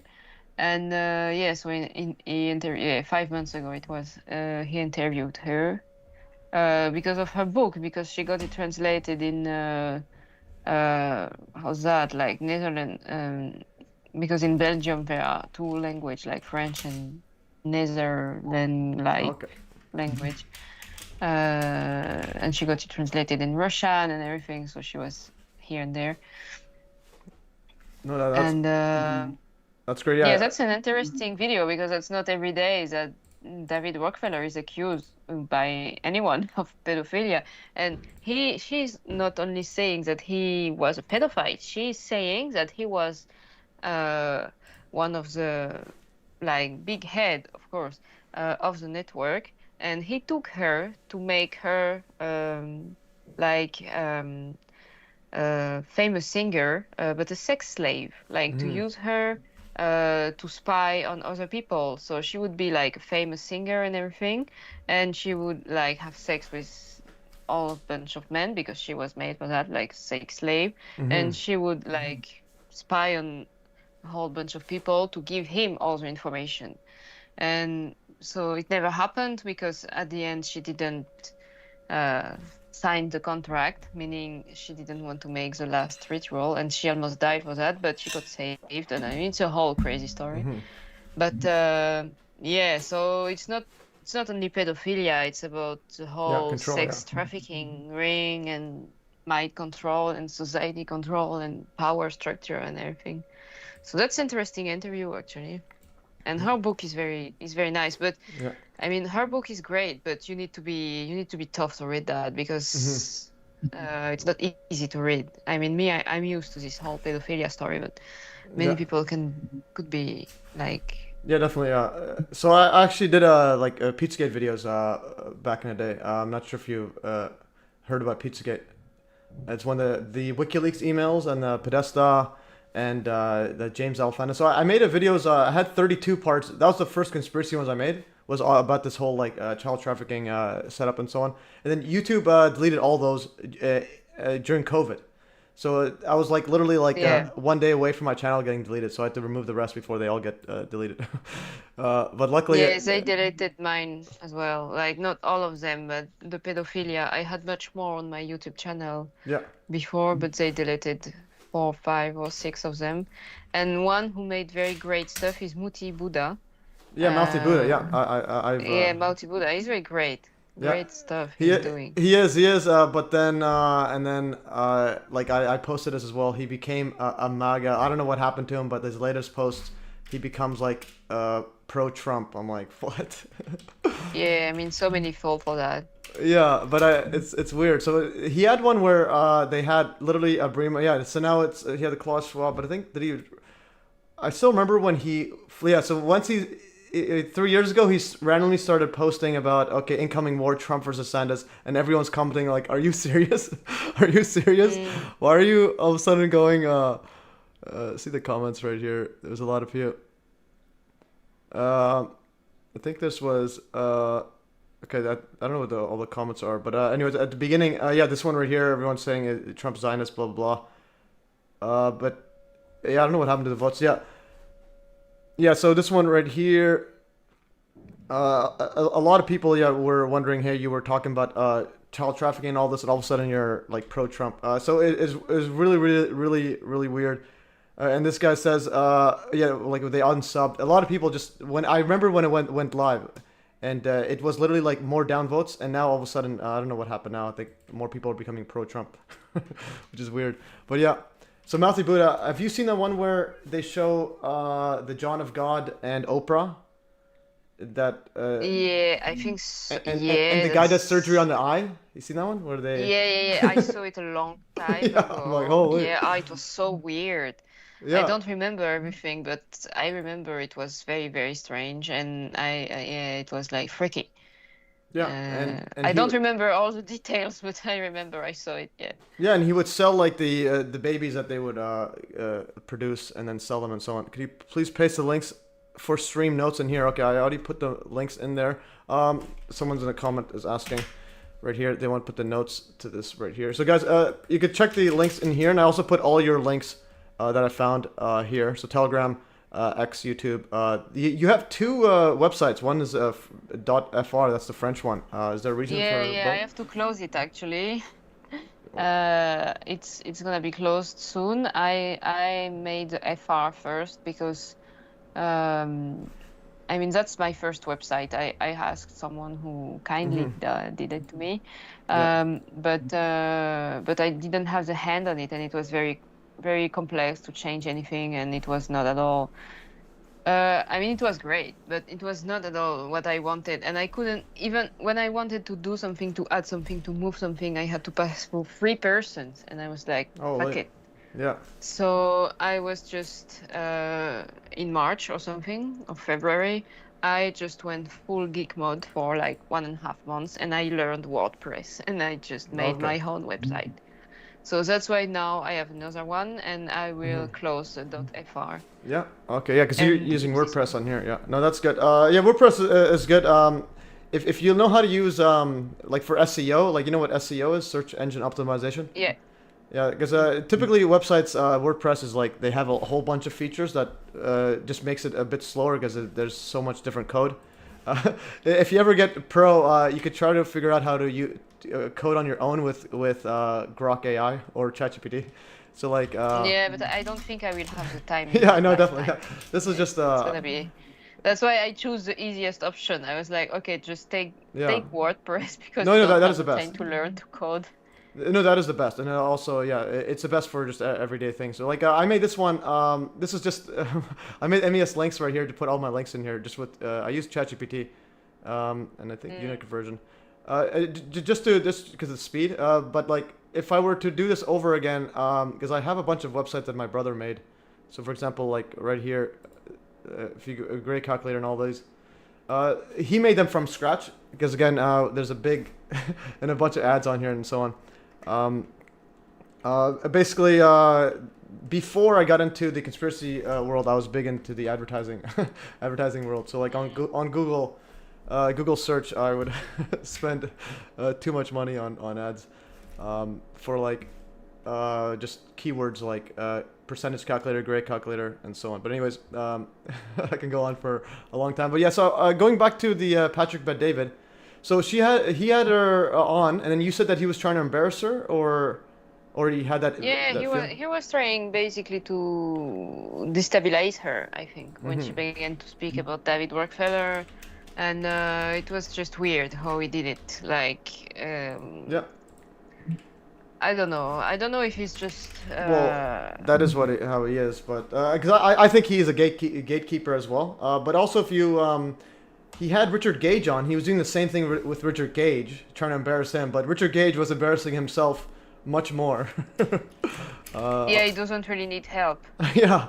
So if you go to Gage, so he asked Patrick Bet-David asked if the Earth is flat. You're right. Okay. So right here. Okay, this Patrick Bet-David asked Richard Hall, "Is the Earth flat?" When Richard Hall went there to talk about 9/11, and he asked him if the Earth is flat, but he doesn't know. So anyways, I'm not sure if you're a round earther or a flat earther, but again, this. So he had Richard Gage on. I just want to play this just to illustrate. So he does. I do have that sense where he's trying to look, not necessarily embarrassed, but trying to like force the person to like to see are they actually like are they aware of these games? Yeah, but yeah, you are right. He's trying to embarrass / like it's like gamesmanship. But here's Patrick Bet-David with Richard Gage. Oh, what? It's not playing. Okay, there. Don't know. Let's go back here. Okay. Well, you think Earth is round or flat? Well, I don't know. I've seen it other than what's been shown to us on the television. So what do I know? So that answer is still not a certain answer. We know Right. So that's what we learned in school, and that's what I accept. So you accept that the Earth is round? Why not? I don't know. You don't know that the Earth is round? That's what I've learned. That's what I've been educated. But when you learn the truth about what happened at the World Trade Center, and that the government and the media have been lying about it, I don't trust anything I've learned in my history books. All right, so anyways, You're right. yeah. So you see, he's trying to embarrass Thank you, him. Richard. Yeah. Yeah. He is trying to ask weird question to the people he receives. Yeah. So I don't think it's directed toward her. It's just maybe he's here for that. I don't know. But also, I don't know him actually, so I don't know. I just saw him there, and I was just more interested in Anneke, obviously. Yeah. Anneke, yeah, that'd be a possible live stream guest as well. Yeah, so that's Patrick Bet-David, but there's Richard Gage as well, like embarrassing himself in live TV. So yeah, that was funny. Yeah, so that's the thing, and so it's like he's going to be at the 9/11 Commission. So that Kurt Weldon was saying that Richard Gage has spent his years studying 9/11, but can't get doesn't know if the Earth is flat or round. Yeah, so that is that. Let's see what else we had right here. Yeah, so I'm gonna go over the first time I came across your work was actually from KJ, the French guy. So is that his what's his real name or what's his name? Like I just call him KJ French guy. Yeah, but we call him KJ because he doesn't want to reveal his real name. Okay. Yeah, so I just have him KJ French guy on my all my usernames for him, so I don't know what name he goes by. So yeah, we can call him KJ. Okay, KJ. Yeah. So this was I think this was I'm not sure who this person is. Lordekin Eric. Is he another French? Yeah, he's a doctor actually, Oh, okay. and he began to speak out during the COVID era. So yeah, we know him, and he's very nice, and he actually listens to all this Judy Wood and everything around 9/11. He's very interested in that, and he's taking it seriously. No, that's good. No, that's great. Yeah. So yeah, this is the first time I heard about the whole French scene. Was this was I think the KJ's stream, and it was pretty big, and it was pretty mind-boggled how big it was. So if I search Jeanne on my, I think I just want to see where the first time I posted about yours. Yeah, this was I share this one here. Yeah. So basically, anyone that talks about Judy Wood 9/11, that is that's my litmus test. It's like before I dive into other info they have. If they're a truther, you got to get this right. So this was the first one I shared of yours. This one right here. Let's play this right here. This is, and I think you translated her lecture, the 2012 lecture. Is that true? Yeah. I translated it, and it was also very complicated because Judy Wood is not very easy to understand all the time. Yeah. So it was quite a complicated job. Yeah. But it worth it, like 100% worth it. It's so interesting. No, definitely, and I think you used my video as well, because I also remember KJ in his live stream was sharing some of my videos. I'm like, holy! So I didn't realize I was getting a. No, actually, no, use a different one. I thought it was mine. This was different. Like this was empirical evidence one. This one I'm not sure who runs this. I don't know. Yeah, I'm not sure who runs this one. 9/11 empirical evidence, but yeah. So this one, let's see. There was an interesting tidbit here. This was 2 hours, 24 minutes, and 30 seconds. I'm just gonna go to what mine was, because I asked Andrew Johnson, and whoops, peak 911. So I have a playlist right here. This is on the Hive blockchain. So I use Hive instead of like regular websites because it's like I don't need to worry about the things disappearing. Like the content. I'm just gonna go over to 1 second here. This was Judy Wood part 15. So I this is the one I posted here. But there was an interesting thing at the end. I think there was So this was two. Yeah. So I think I just removed a few minutes of like when nobody was talking. But yeah. So anyways, that's just my own. There's just a minute shorter. I think so, because there was a Q&A at the end, and I think there was some kind of like void space. Yeah. I deleted as well because my intro was just 2 or 3 minutes. So sorry, I'm yawning all the time. Yeah, no worries. It's almost it's almost 10 for you, right? Okay. No, but I slept the whole afternoon actually. I'm just a little bit tired today. Okay. So it's not because of the time or anything. I'm not really. No, that's great. Yeah, so KJ French guy, yeah. So he also says 10 o'clock for him though is like too late because he has a kid that needs to be put to sleep. And I do want to play this part right here. This was I think this is the first time I heard your voice right here. Je pensais. Yeah, I took French for like a course or two. I was just one of those jokesters. I'm in Canada, so it's like apparently French is like a second language, except where I'm. Because of Quebec. Yeah. But French is a whole story to learn. Honestly, I'm happy to be born and French, and that I don't have to learn it because it's English is much easier to learn. Oh, really? And how did you learn English? And yes, how did you learn English? Like, what was the motivation and slash? I think that was one of the main interests when I was at school. Like I was like, okay, this I have to learn because I think it's important for my future. So I learned a lot, and I was very proactive. Like I was like putting my phone in English, my computer in English, watching everything like movies and everything. When I could, I was watching in original version, and then I traveled. I lived in Iceland for 1.5 years, and so they all speak English there. So yeah, my English got better, and I improved, of course, thanks to the translation. But I didn't study English. I just learned at school, but that was a very basic level, and I learned by myself. Okay, that's good. Yeah, I think you pretty much. I think that might have helped you as well with the 9/11 and just truth research. Because if you're learning a new language, that's pretty much what I think when you're learning a new way of view of reality. When you're looking at information that alters how you perceive reality, it's like you have that backbone of learning a new language, like that you're willing to learn it. Because like I speak so that Aramaic is but like nobody speaks it, so it's like. For me to learn a new language, I was basically thrown into, I think, grade 1. So I went to grade 1 and I didn't know any English. So then everyone was talking in English, like everyone in school. And then a couple of my quote friends, well, they would tell me swear words, but they didn't tell me that they're swear words. And then I get in trouble from the teacher. I'm like swearing at the teacher. I'm like, why would you tell me that? Yeah, that's a common joke when you learn language, of course. No, definitely. So I'll play this if you can. Comme beaucoup de gens, qu'il n'y avait plus rien à dire sur le 11 septembre. Et je me suis rendu compte que je If you can translate this, m'étais lourdement trompé. Parce qu'en consultant les travaux de Judy Wood, j'ai réalisé qu'elle avait en effet mis le doigt sur quelque chose de capital. Les tours ne se sont pas effondrées, mais elles sont bel et bien parties en poussière. Il y a un groupe de colonnes centrales qui reste ici. Regardez ce qui leur arrive. Yeah, well, this is a crazy one. Yeah. Have you seen the compilation? Elles disparaissent. I'll get to it, but. Yeah. Yeah.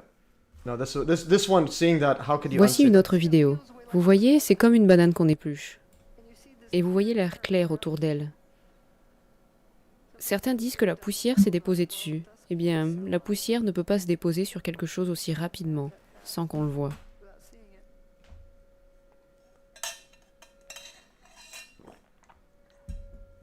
Yeah, this spire turning dust is just absolutely. Yeah, it's crazy. It's one of the. Yeah, it's one of the most amazing shots of this day. Like, on vous dit de voir un effondrement. Alors. Yeah, yeah. So that one is actually. This is almost as tall as the Eiffel Tower.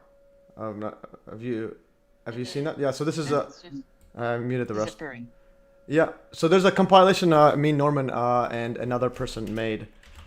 I see. Where's the compilation? Yeah. So you've seen that compilation I made of that. Where there's different angles, and there's another part. I'm not sure if you've seen it, but I'm just gonna go to peaked 9/11. This one right here. There's another part of it that turns to dust. That's very, very like I forgot where I got it from, but someone it was literally last year, and I realized that I found this one right here. So this is the height of this. This is 900 feet. This one is like I think 1,000 feet. So here's a top. Yeah, but I wanted to show this part right here. So this part right here, as it turns to dust, see these right here? Yeah. These turn to dust as well before it. Yeah, just before. Yeah, stuff. Yeah. So this was again one of the this one is one of the most mind-boggling stuff there. I'm gonna go see what else we have here, and then another part is that so I'm currently working on like a big giant semi-documentary, but basically just it's similar to this electromagnetic interference. Like this is another one. Have you had a chance to look at this one or no? This was this one I don't think so. Yeah, so this was it took me a long time to make, and it had to be so for part 33 because again the Freemasons love 33, so I had to make sure this was one of the most epic videos, and so I just compiled every single instance of an electromagnetic effect on 9/11. So for example, this person here, his contact lenses melted into his eye. Like, but he didn't burn. But his eyes didn't burn, and like for example, this entire scenario is all just electromagnetic interference right here. This is Building 7. So the entire thing. The camera, the entire time is glitching out. Yeah, for like hours, and then and there's also mystery planes all around. There's like mystery planes going around. It's like, yeah, but the entire thing, and even during the impacts, there's a weird. Actually, I'm gonna play this one right here, and there's another part. Just if you have, so you know when you're talking about toasted cars, right? I made a finding that when I went through this, when I made this documentary, this is a finding that nobody, I had not seen it anywhere else. So like you know when the toasted cars, a lot of the cars were toasted before the buildings fell. Did you know that or no? Have you? No, I didn't know. I know they were toasted from very far away from the World Trade Center, but I mean the World Trade Center site. But I didn't know they were toasted before. Yeah, this is a rare one. Like many of them were toasted before, and listen to what the reporter says. So listen to what the reporter says. He says 10 blocks away. Untended, burn the This is live. You can see the tower still standing. Fire for that north tower. There's a parking lot which I'm right over. There are cars on fire that evidently got hit by debris, and these cars are just burning untended to the ground. There's one completely engulfed in flames, and mind you, this is quite a distance from this first building, and those fires began right after the first explosion, and then just got exacerbated by this second one a few minutes later. Yeah. So did you hear that? So he says there was a car parking lot 10 blocks away, and they were like cars all on fire, like burnt to the ground. 10 blocks away because of the debris. Yeah, but anyway, before even the debris, this is before the towers fell. So he says that. Yeah, but he said, but he just said like, it's because of the debris that they're on fire. He said presumably. He said presumably from the debris. He's just throwing something out there. He doesn't know the reason. But if you listen carefully though, he says that the fires began after the first explosion, so that impact, and then that same area got exacerbated by the second one. But the second one is on the opposite side. So like if you have the two buildings. Actually, I'll bring I'll bring my 3D models right here. I'll be back 1 second.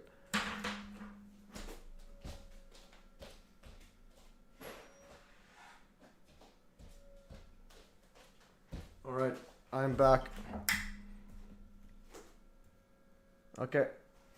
All right. Someone in the chat says Matt G says you're starting early today. Yeah, I put it at 11 a.m. Always double check the time, guys. So here's a 3D model an engineer from Alberta, Canada sent me. So this took 48 hours to print. You've seen this one, right? It might be bigger if I stop sharing my screen. You might be able to see. You can see this bigger now? Yeah, it's bigger. Yeah. So I can stop sharing. Yeah. So this one.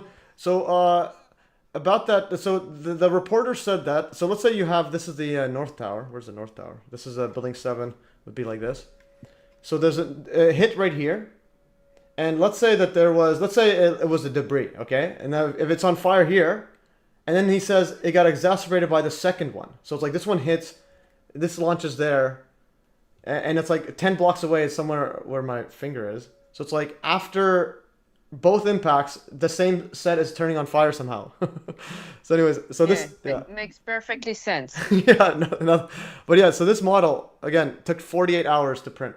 The guy must have spent a lot on this, and he sent it to me, and he asked me to send it to Judy Wood as well. So I got Andrew Johnson to get hold of her because I talked to her for like 2 hours in January, and then she stopped answering my phone call. So I'm like, oh, all right, that's enough for me. But I told Andrew Johnson just to give a good word. Hopefully she wakes up and gets on the show, and that'll be. Yeah, so she's supposed to receive one as well, but in the meantime, Andrew Johnson will receive one. But the guy is just really busy, and because I think Norman's gonna get one after, and if you're interested in one of these as well, I can try to tell him as well. Make a full production line, and you'll get one of this and the after one. Have you seen the after one as well? This is the before. There's an after one as well. No, I didn't see that. I didn't know about that. I think KJ would be very happy to have one. Yeah. There's a whole lot of people. I told the person if you maybe just put a price tag or something. But the guy's just really busy. He has 5 kids, 5 or 6 kids. But anyways, he's an engineer. He's an engineer that saw my work and then realized, okay, this is the real deal. But again, a lot of people are too scared to speak out. Like I knew an engineer. Okay, just 1 second. I'm getting a knock on the door.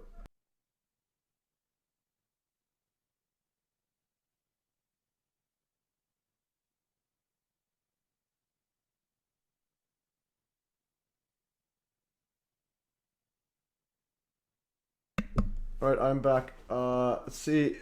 Yeah, so I lost my train of thought. My brother was knocking. I have a brother, older brother that I am actually.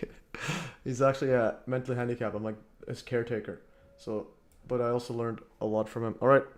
Yeah, so this is a 3D model one. So KJ will want one.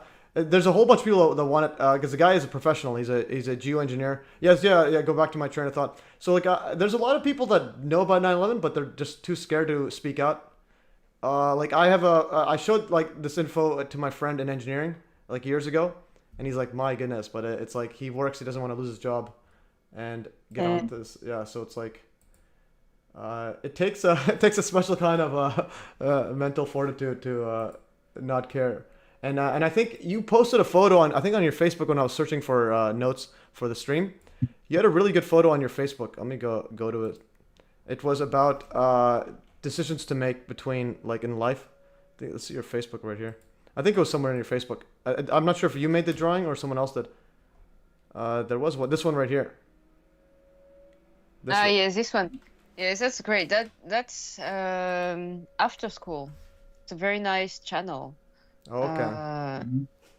Yeah, he's great. He took a lot of videos from all kinds of subjects, but very inspiring, and he's drawing on them. And yeah, that's one of the video I translated. I don't remember which one. But yeah, so drawing is very nice. Like, or you just die, or you just begin to live. That's basically.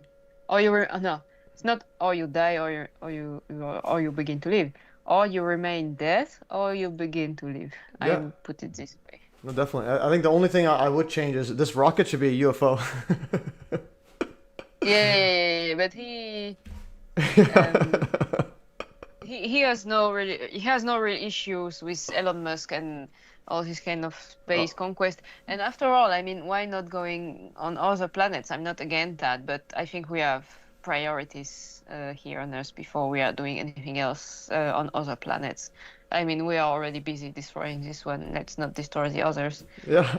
Basically, my view is if we're destroying the others, at least go there in a UFO like anti-gravity tech, because I'm pretty sure that exists. And also speaking about like this whole anti-gravity stuff. So John Hutchison, he emails me every day. And I'm trying to motivate him to start replicating again. So I told him, if you start again, I'm gonna go to my personal one, and I also have access to all of his accounts. So if you go to my like he gave me access to his emails and so on, so that I can like manage, I can help him not get his stuff deleted. So where's my John here? So I told him right here. So George Hathaway, he was one of the persons that was filming John way back in the day. He's like in the 80s. So he has cancer as well now. So he's like retiring. So George Hathaway, I'm not sure if you've heard of George Hathaway. Have you heard about that name? So a lot of the footage that you showed in your introduction of John Hutchison, those are filmed by George Hathaway. All right. The actual ones are filmed. Yeah.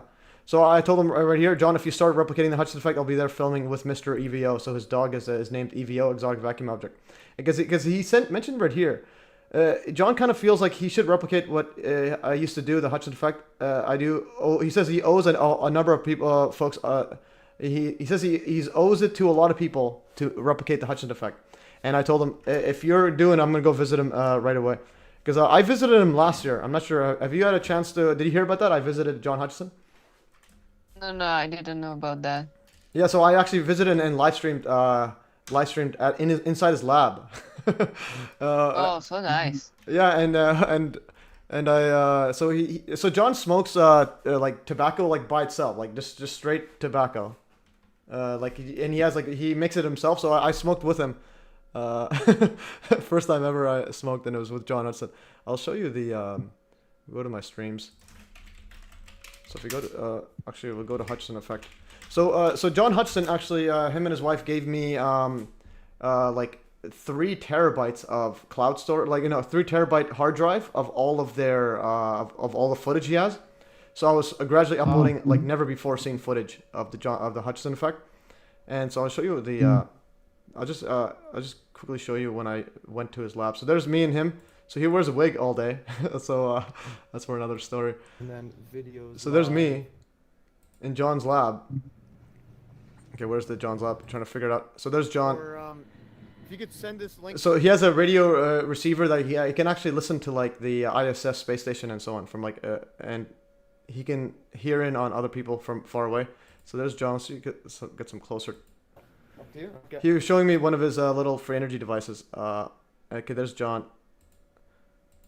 The videos you see of the Hutchison effect, there's also a Hutchison effect. So and there's no internet in it. Yeah, so that's his house. His wife designed. It's just a giant ball.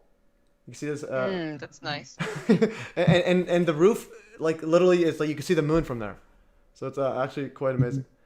And there's a bunch of lights there. So when I was driving when I was going to park at his house, and I'm like trying to figure out, okay, which house is it? Like, okay, it's this giant round one with like laser beams everywhere. I'm like, all right, I think I know. Okay, Tammy says, Matt, it would be great if you could visit John quarterly. Definitely, if you guys can donate, I will go visit again, because the trip here was funded mostly by my brother from his cryptocurrency earnings. So if you guys want to fund the trip, then there's me smoking up with him. Me and John, let's go back in the. So he smokes like 30 of these a day, and he has a bag of tobacco, and then he has a machine that just rolls them up. So it's not like a regular cigarette, because I would not do a regular cigarette. There's too much GMO and all that. So there it is. There's the machine right there. So you just literally get a tube, put it inside the tobacco, grab it, and then start smoking it.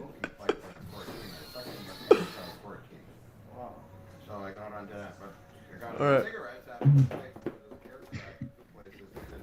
Okay. Okay, where's John? So John goes through how many of these a day? Like 40 to 50? I think about maybe 35. 35. Okay, 35 he goes through. So once we're done this, we're gonna go around. And there's his wife. His wife is like an interesting character. After doing the intro video. And there's his dog is one of the smartest dogs I've ever seen. It's like when he talks to him, it's like literally like he's like listening like a real human, like literally completely understanding every word he's saying. So yeah, so there's John in his wig. So yeah, so John dresses up and so on. Anyways, so and then there's his wife here. His wife is arguably more interesting than John.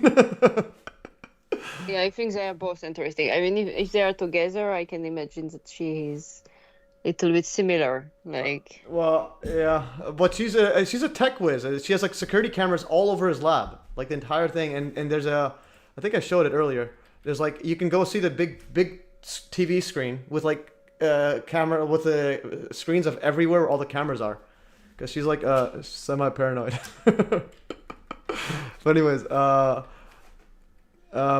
but yeah, so it's an interesting character. There's a lot of backstory to it, but anyways, hopefully I can go back to his place. If you guys wanna, I'll put it in the chat right now. If you guys wanna donate, it costs a decent amount of money. Probably like I think last time it cost me $1,600 to include the hotel and the car, because I need to drive like an hour to go. So I need to rent a car and a place and then go there. Because I'd rather not stay. They don't have room for me to stay there, but it's also they don't have internet, Wi-Fi they don't have. But yeah. So anyways, but they have. So when I did the stream, his friend actually hotspotted, let me hotspot. So I put the camera on the window ledge and then did the whole thing. Actually, where's the? But anyways, so that is. Yeah, we can go on for that, but I also did a stream before that, and the only reason, so I was trying to email John for a long time to go and visit. His wife kept saying no, you can't visit, and then randomly she says, hey, she has an event where she creates her own marijuana, but like, and she uses John Hutchison frequencies on it while they grow. And apparently they're super strong. So then she had an event at a movie theater. She wanted me to film. So I went there and filmed, but I was super high in this. John doesn't take any weed because he's already high naturally. So he gets super high. yeah, I think we can see that. Yeah. And John told me that he actually sees and like can feel electromagnetic frequencies and so on. So when he's tuning it all, it's all just by intuition, and then he can like feel it. So he is, I think, a very, very interesting person. So yeah, I've been uploading like footage never before seen, if you have a chance there. And yeah, I didn't know that you went by his lab and everything. I will definitely check that. Yeah, I went there in November, and it was quite fascinating. Yeah, so so John, me and him are like besties. Sometimes I'm not sure what he's saying in the email, so I asked Grok AI to like simplify what in the world is this guy talking about. So guys, he's also, I think he's 89 years old. So so what's interesting, I live streamed him last year, early, let's see that stream. So I actually live streamed him with him So right here. Yeah, so 11 months ago, I live streamed him, and then like 3 days later, he fainted when he was sleeping. He needed to go take him to the hospital. And then so he I heard that. Yes, he fainted, and then that was last year. And then recently, he also fainted as well, I think. And then apparently he had a bladder stone, so like he couldn't pee or something. So now he has like a tube that helps him pee. So John isn't here for that much longer, but he's still powering through. And let's see what he says here. Okay, but premise would you and Evo plus others, Bob. So he says Fox TV wants to go public. Some producer filmed years ago, but preference would be me. So basically John thinks John says I'm the best. So let's go. So yes. So yeah, I think he should do. I mean, he should go before, like you say, he's not with us he won't be with us forever. So yeah, but I think. Yeah, and the thing is, his wife doesn't trust anybody else besides like me. Me, it was only because like I went and took a bunch of her edibles and got super high, and also I taught her how to use AI. So now she's next level on AI. But anyways, she's like a tech whiz. But yeah, so I will definitely try to go. I'm trying to go this year, and this year as well. Bob Greener, do you know Bob Greener from the Martin Fleischmann Memorial Project or no? Bob Greener. Have you heard about Bob Greener or not? Yeah, I think I know him. I know his name. I think I came across him. But I don't remember everyone, but yeah, I think I know. So they actually tried to replicate the Hutchinson effect last year. So replication. And then they're gonna go again, and it's like a few hours from my house. So if they go again, I'm gonna go try. I'm gonna go visit as well. So they tried to replicate it here. This was and they live streamed it for 4 hours. This is streamed 5 months ago. So they put a bunch of samples here. Is it in USA? It's in USA? No, I think this was in Canada. I don't know where they went. Canada. But they didn't tell me where it was. And I told Bob, yo, let me know when you're going in Kelowna, because I'll drive there because my cousin lives there. Like it's near my house in Canada. And so look at the setup. They have a giant Tesla coil and so on. And they couldn't get much things happen besides like the laptop stopped working, and also a piece of pliers may have split apart. All right, that's already something. Yes, and then he asked John to go, but John doesn't have a passport, and his wife probably will not let him go there. But also Bob and Nancy. Yeah, Nancy like doesn't trust anybody, like unless like. You gotta like earn her trust somehow in order to visit John, and so right now, so Nancy trusts me, so that's good. So Nancy, that's great. Yeah, so she sent me a bunch of AI stuff that she deals with, and so on. So I understand her AI language. So so definitely I'll be. Yeah, I definitely want to push that further. I want to go to John Hutchinson and then actually replicate it, because I wanted to replicate it there. But he didn't have it set up and so on, and Nancy has him doing like different experiments. Some of them are it's on another level. It's like I don't know. Anyway, I have some questionable thoughts about Nancy, but nonetheless, she is quite a person. Yeah. So that is that. And I'm going to close some stuff here. And I just want to see, the replication. Yeah. But yes. And, yeah, so how are you doing for time right now, Jeanne? Yeah, it's almost 10, so I think we can, like, remain a little bit, but not too long, because then I'm gonna just fall on my couch, I guess. No worries. And here's another thing I put in my notes right here. Yeah, we'll end it whenever I'm good whenever. So I want to read this right here. I would put this in my notes because someone else was trying to. I think KJ was trying to translate, or no, so someone else was translating her book in Italian. So Judy Wood is actually hesitant about translating her book or her works. She would need to verify if it is accurate. but to me, this is not an issue at all, as it's fairly easy to tell if a translator is being deceptive, especially when the photos, videos, evidence speak for itself. So Judy Wood is she's a as recluse, like she's like a recluse, like basically that that means like she's like in hiding. She doesn't like the spotlight at all. She's a hermit. Yeah, but I think in some way it's a detriment to her own like cause, especially 9/11 stuff. So like for example, now 9/11 Alchemy, right? So that documentary is epic. She actually didn't want that published. So yeah, but that's strange. I don't know if she's scared or she's. I don't really understand her position on that because she needs to be cautious, but there is difference between being cautious and just never doing anything, because she just did lectures and a book and that's all. And I don't understand when you make a book why you don't want it to be translated, and it's possible. I mean, to find people that speak French and English that she knows and she can check if everything is fine. I would gladly translate her book, but yeah, for now it seems that it's complicated.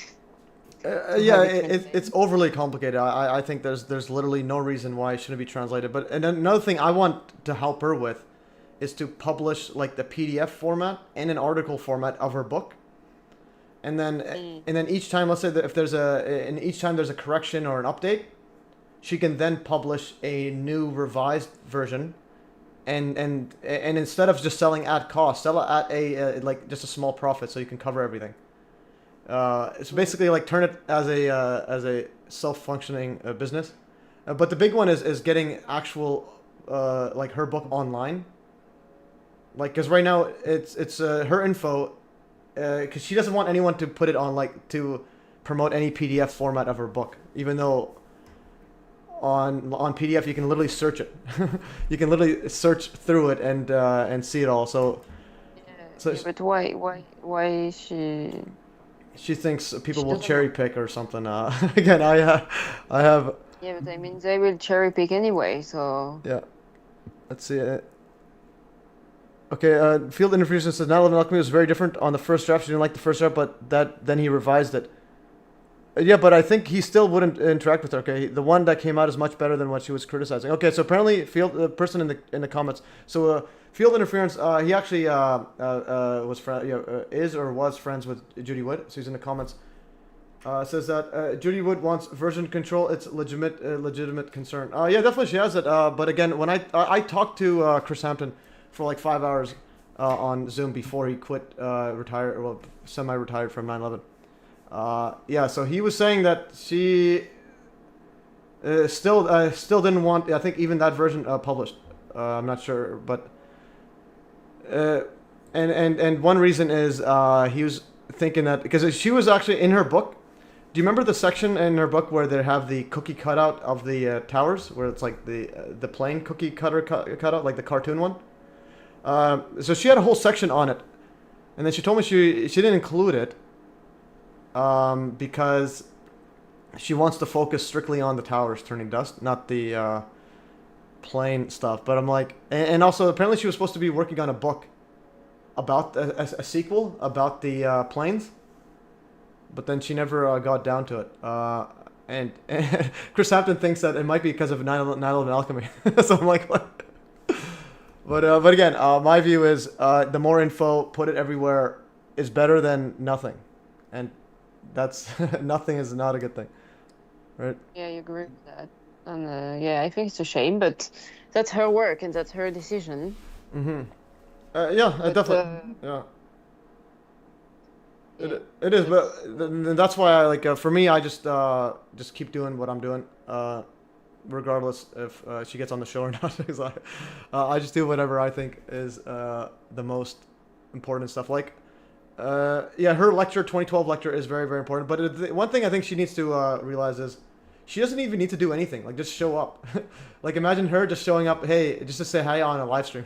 She doesn't need to do anything, just literally talk, and then everyone, it's like kind of like gather the troops. Everyone was like, the morale goes up just by the first person to get up there. Okay, field interference has, again, he has a bunch of info on here. Chris gave her a bad impression at first, but I don't think that was ever amended. Yeah. Well, I talked to Judy Wood as well, and I'm not sure of my impression. She probably gave me a medium impression, but my impression of her is also. I think the one thing is, so she still like believes in politics. I think she's a Trump supporter or a semi-Trump supporter. So I'm like, my goodness, like what in the world are we? So yeah, so that is some insider info. But yeah, we're all independent people with our individual approaches. Definitely, but I think there needs to be regardless of whether we should be collective efforts or not. The name of the game is, in my opinion, creating an actual free energy device, an anti-gravity device.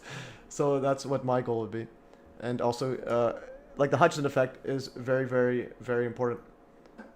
And so on, and yeah, I'm gonna close some stuff here. I didn't know her book was available free online.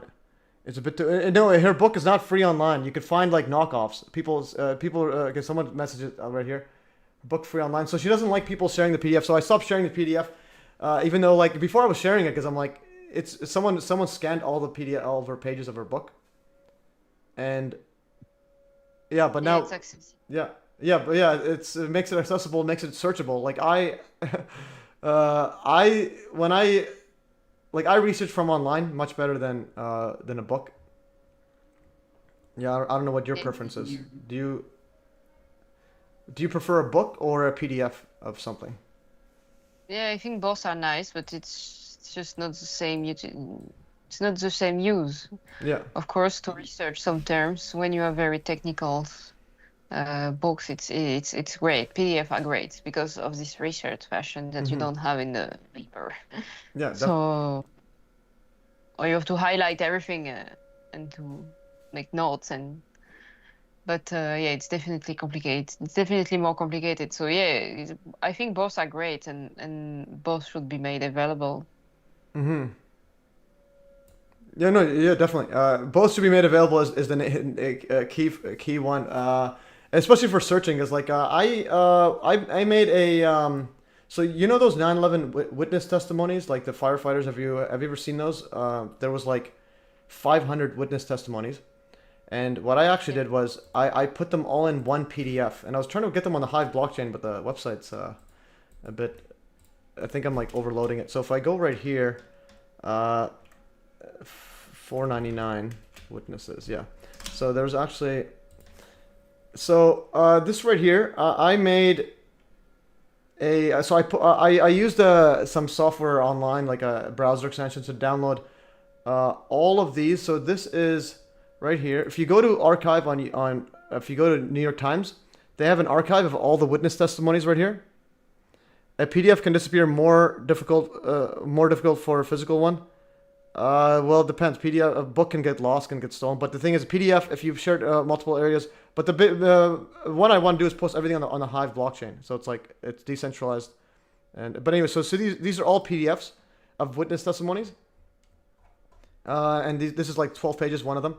But there's 499. So what I did was I scraped them all and I put them in one 7,000 page document. All right. So that's a lot. Yeah, but the thing is, you could search them now. So you can search up, let's say, missile, let's say rocket, let's say plane, and then you can see what millions of testimonies are. All right, I'm going to search up right here. So here is, it just takes a long time to load on this one right here.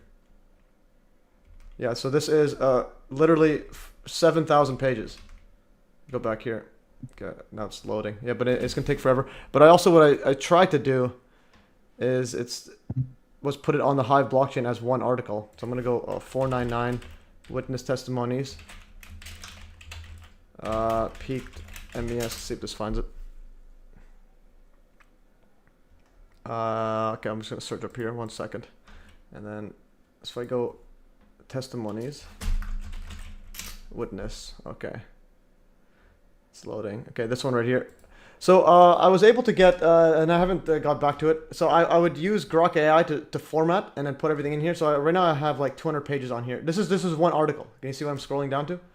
This is one article. And this is all in the Hive blockchain. So like this one, I'm not sure if you ever heard of the Hive blockchain, or are you familiar with blockchain technology or anything like that? Yeah, I know a little bit about it, but I'm not advanced like you are. That's for sure. Yeah, but like one thing is I do recommend like posting on the Hive one. Like if you have text that, let's say, because you translated the whole book, right, for your friend, or that survivor.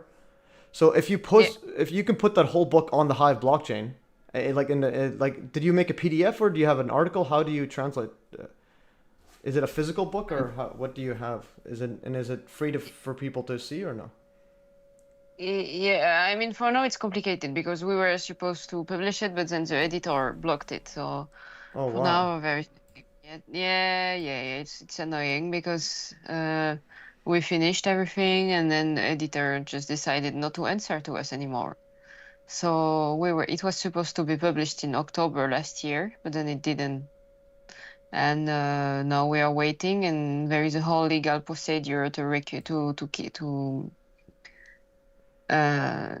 get the right back and to have the book back and to be able to publish it on our own, and it's really annoying. So for now it's blocked, and we just have nothing. And at the beginning they agreed. She signed a contract with them, and now they are not respecting the contract. Oh wait, and is there a reason for that, or what is their reasoning? Like they just don't want to? I don't know. Pressure, fear. Okay, so right. Yeah. So it's probably so. They are lying. Yeah. They are lying because we sent people to ask them, and then they are like, "Oh no, we are not aware," and it's never their fault. You know, like when you have to make a paper and then you call some people and they're like, "I don't know, it's not my responsibility," and it's the same.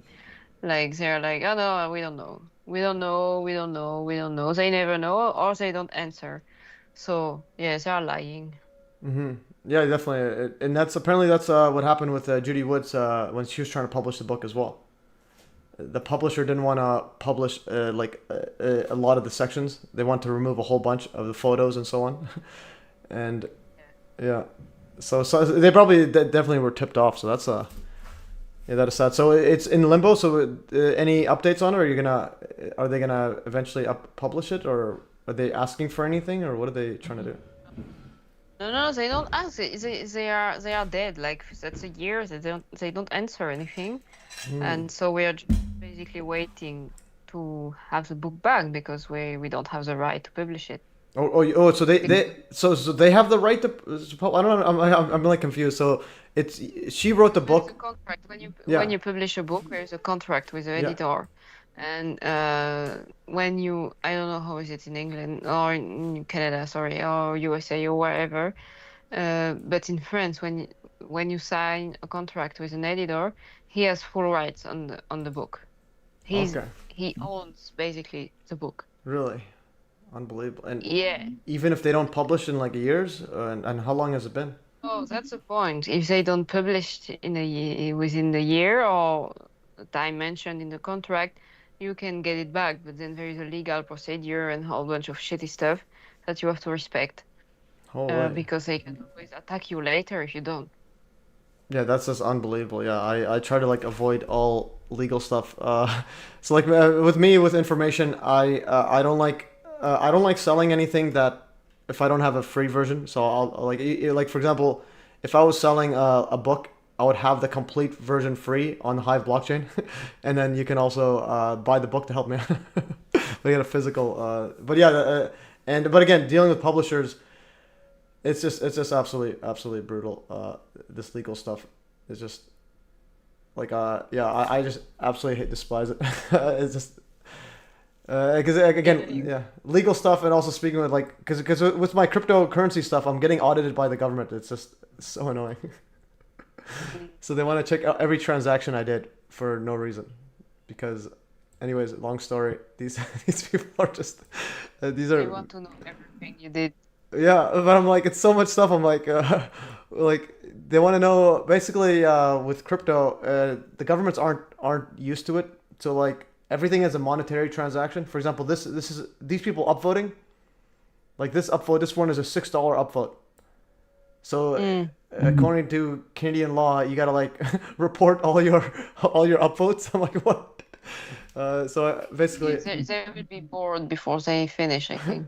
Yeah, that's why they're gonna use like AI and all this stuff. But eventually they'll come to their senses and just like wasting my time. But the thing is, they're wasting their time more than me because I tell them, here's the stuff I'm using. Now they need to make a giant like tax form for me. Like they need to do it all, and then so then I'll know how they did it.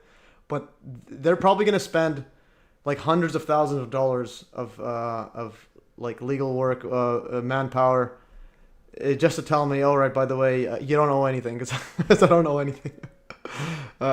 Yeah, so it's absolutely brutal. But yeah, so anyways, this is a Hive blockchain. If you ever, yeah, because that's one thing. I always promote this because it's like you use Twitter. It's like this is in Leo. It's a clone of it's a clone of X, and so you can literally post, and it's the same thing, but people earn money, and so on. But earn crypto, and your stuff is there forever. Like you don't need to worry about your tweet getting deleted ever. And I'm not sure how to like ever. And my view is like this will gradually like this technology at least will gradually take over everything. So like X will eventually be on blockchain, but they'll have their own censored like centralized blockchains and so on. But again, that's for another day. Yeah, this is fascinating stuff here. BB, believe it or not, even online PDF versions are manipulated. Yeah, people can manipulate, but not on the blockchain. On the Hive blockchain, if you post, you can see the different versions of it. So like every single post, so like right here, you can see view versions. Any single update you make, it's all on the blockchain. I can see every single version ever made on this post, and includes all the metadata, includes every single upvote on it. And again, this is for, I could explain how this all works. So like this one right here made $1.36. Just posting this, I get half of that, so I get like 50 cents there. But some of them earn more, and so on. And that's all USD value of it. And yeah, this one here, this is a post that I shared. Someone else posted, and there's another thing, 3Speak, where you can upload your videos as well, and automatically gets posted on the metadata gets all on the Hive blockchain, and this is decentralized. And like this video, this post in person, $72. So get half that is gonna be to the author. So basically, what I'm trying to say is, you earn crypto, no ads, and you'll earn much more than YouTube. And it's from upvote. So like my upvote is by itself is like so it's like $1. So you get $1 just from me upvoting. And what is the USD one USD? What do French people use for money? What is it, franc or something? Euro, no. Do you use euro? Oh, is it? Sorry, I'm laughing because franc was 25 years. Yeah. Oh, what is it? Yeah, we used it, but 20 years ago we switched, and today most of the European countries are using euro. Okay, one to euro. I remember euro used to be much more than USD. Let's see what euro is, and I euro is 88 cents. So. Yeah, so basically, I think my view is I think every currency is going to gradually devalue relative to USD, and USD is going to be the last one to devalue. So like max, so you can see the euro, yeah, so it's going up and up. Yeah, so 10 years ago it was 68, 1 USD. No, euro, actually euro went up. So 1 USD is, so euro's going up there. Interesting. XLM, okay, BB says XLM in the chat. But yes, if you're ever interested in posting on 3Speak, and then I can help you with that, get an account for you, and then you can. I will consider. Blockchain is definitely something interesting. I just didn't get into it because I didn't really have the time, but that's definitely. Yeah, it's basically it's like I like, even though when my video was deleted from YouTube, even one of my Pizzagate videos were deleted, my actual stuff was already on like I never needed to worry about. So like, for example, here's the Hive, this is my playlist right here, and I'll go over here, this one here. So this is here is 9/11 Alchemy, the big idea. Have you dubbed this one over? Because you've dubbed over I think 2 so far, or how many are you dubbed over? All 3?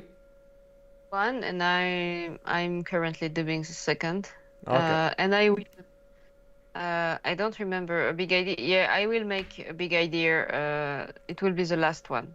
Okay, and the big idea, just to update. So I've uploaded I uploaded 9/11 Alchemy, the first one. But what's interesting is I thought this was the first one because it's the first one I saw. But this is actually the second one. So 9/11 Alchemy Part 1 is actually this one is Part 1, but I uploaded this one, the free energy one, is actually Part 1. So okay, I'm translating this one now. yeah. So this one I put it as a second one because I didn't realize he made it one. I saw this one after, so then this is actually the Part 1. Alchemy, right. yeah, but no worries, no worries. I put do the order I put because I'm going with that. So this is a Part 2. This is actually Part 1, but it's Part 2 there. And look at this, and I actually have these posters. See this poster right here? I actually have that poster. Yeah. I actually have that poster right there. It's on my wall. There's a website that sells it. I bought a bunch of those posters. Like I have this one there. And the 9/11 big idea. So the original one, I didn't upload it because I thought that they didn't have enough plain stuff, like the holographic stuff. So then, Part 31 I updated is the one that YouTube deleted actually. So if you go to YouTube, YouTube deleted because of hate speech, because Mark Conlon mentioned something about no plane, but like didn't even say that. They thought of it. I didn't bother re-uploading it there. But I included my own section in here, and that's this part right here. This is the 32 volumetric image projection on 9/11, and I also made some corrections on his documentary because he made some claims about Elon Musk that were a bit they weren't as accurate as I wanted. So YouTube removed for hate speech. But anyways, back to that. So I upload on 3Speak, Odyssey, BitChute, but 3Speak is the main one I post to. Like the main is the main backup one because it's decentralized. Eventually they're gonna have an earning mechanism and a way you can store it and earn as well. But yeah, so this one is where I post that. But yeah, so if you do if you do update dub over, translate this one, yeah, make sure to use the link from here because there's another one. I think there's a few other ones around. So basically, don't use the original one. Use mine if you can, because it's yeah. Check. Yeah, and that's you probably have mine. I think did it include my voice in there or no? I don't know, but I think I have yours because I couldn't find it anymore, and then I found it on your channel, and I compared my version and yours. I think it's the same, and it's the same. So I think I have the. Oh, just because. Yeah, just because it's not on my channel anymore. Part 31. See my part 31? Okay, yeah, it's not on my channel. I think I need to put... I forgot to put the other one. Okay, so part 31 is gone. Yeah, part 31 is not on this one here because YouTube deleted it. Right. So you can get it from Odyssey. You can download straight from Odyssey. So you go to Odyssey right here, and you can just download this one right here. Yeah, so you can go... on Odyssey, I allow download, so you can download straight from Odyssey. Part 30. Oh no, that's part 33. Yeah, part 31 I'm in.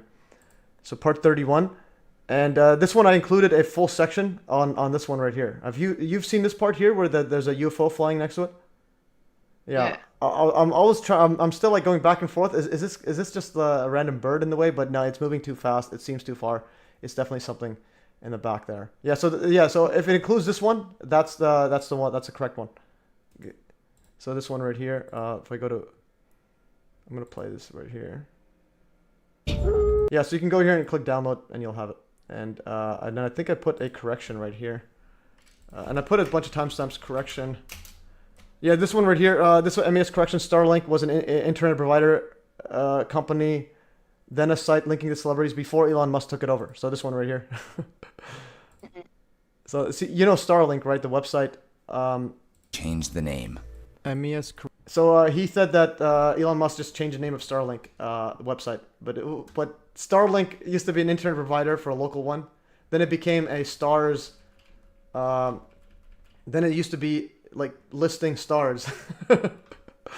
So there's links to different stars.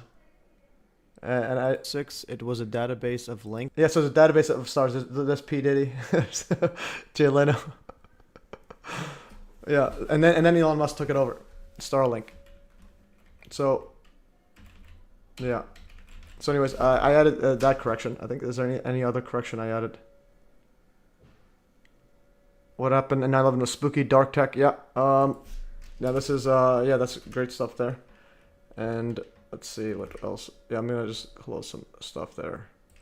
And but yeah, yeah, this is some stuff. Yeah, so if you're ever interested in the Hive blockchain, either using it for X or for uploading your videos, and it'll earn crypto. 'Cause I'm pretty sure you'll earn a lot more than I do, because I do like because I'm more focused on research and so on and stuff like that. But also I also have a lot of Hive, so any upload you do. So for example, this person's 1162, but like so this one here I can go and upvote right here. My upvote is worth 66 cents USD. So and then I get half. So me upvoting, I earn some of it as well. But anyways, it's like a video game. And it's also like a precursor to social credit scores, because I think everyone will have social credit scores eventually, whether you like it, whether you want it or not. So like this person's a reputation of 83. I'm a 70. This is like a decentralized social credit score, but it's and the good thing is you'll automatically know if someone's a bot. So like let's say if there's a bunch of bot or spam, you'll automatically know just by their upvotes. But then there's also some possible censorship side there, but everything you post will always be there. That's one thing you got to keep in mind. All right. And I do want to share this to the audience. Whenever anyone's deciding whether they should go with what their gut tells them or go and what the mainstream, you go to the right side, guys. All right. Let's see. All right. Whoops. Close this one here. All right, Jeanne, is there? I just want to see if there's anything else in the PDF. I'm not sure if there's anything else to cover. Is there anything else do you wanted to cover? Oh yeah, but your translations and so on. And then because I think you offer that as a service as well, right? So how can people reach you if they want to translate anything, or do you translate anything, or is it specifically like things that you believe in, like? Or is there any business translations that you do? Yeah, I make both. I started as just a YouTube channel. I didn't even consider making it my job or anything. I was a cook actually before. Oh wow. And yeah, so I started just to translate video, like to spread what I thought was important, but I got good at this, and so I worked for some newspaper in France, but not the bullshit newspaper, like independent one. And yeah, so it depends. I can make it as a professional way, like people can reach me and we can establish a price and everything, but it depends of the nature of what they want to be translated. And it can also be a suggestion. Like, for example, 911, I did it basically for free. Oh, wow. And all my channel, it's just for free. I have support on some donation website, so that's great. It's not a lot, but it's already good. But I'm also working for other people to translate. I'm working with a journalist on pedophilia, a very famous one in France. And I'm working with other independent journalists, but to translate their interviews and everything. So it depends. Of course, like everyone, I need to have money in order to. And yeah, so it depends. It depends of the nature of the documents that need to be translated. Yeah, no, definitely. And again, I think this especially when you're doing with the truth stuff that can get censored. Again, I definitely recommend like posting these on 3Speak, and especially documents or like articles that you translate into just article format on the Hive blockchain. Because again, you'll earn as well, and it will be there forever. In my humble opinion, I think it'll be there forever. Like it's probably the most censorship resistant platform in the world. and like I try to get everybody as like if I didn't have Hive, I just don't know how you can store stuff like without worrying it gets deleted. So no, but that is great that you're doing all that. And I think I asked, yeah, where can they reach you? And that's on your website right here. I do want to show your work right here. And another question is, what was the first translation that you made? And was it just a general one, or? Yeah, it was about Bill Gates. Oh yeah, I remember that. Yeah, Bill Gates. I just want to say, is it still on YouTube or did they remove it? Yeah, I think no, I don't remember. Wait, you can just scroll down and I will tell you. Okay, this is from the oldest. Okay. Yeah, that's the old stuff. No, this is good. You're a professional. You got it all. Okay, and there's the. Okay. Yeah, very still, but I translated a few of them about Bill Gates. So I don't know if this one is still online. I'll search up Bill Gates. Yeah. Okay, this is Bill Gates. Might be gone. This is Great Reset, Monopole, Great Reset. Yeah, I think it's gone.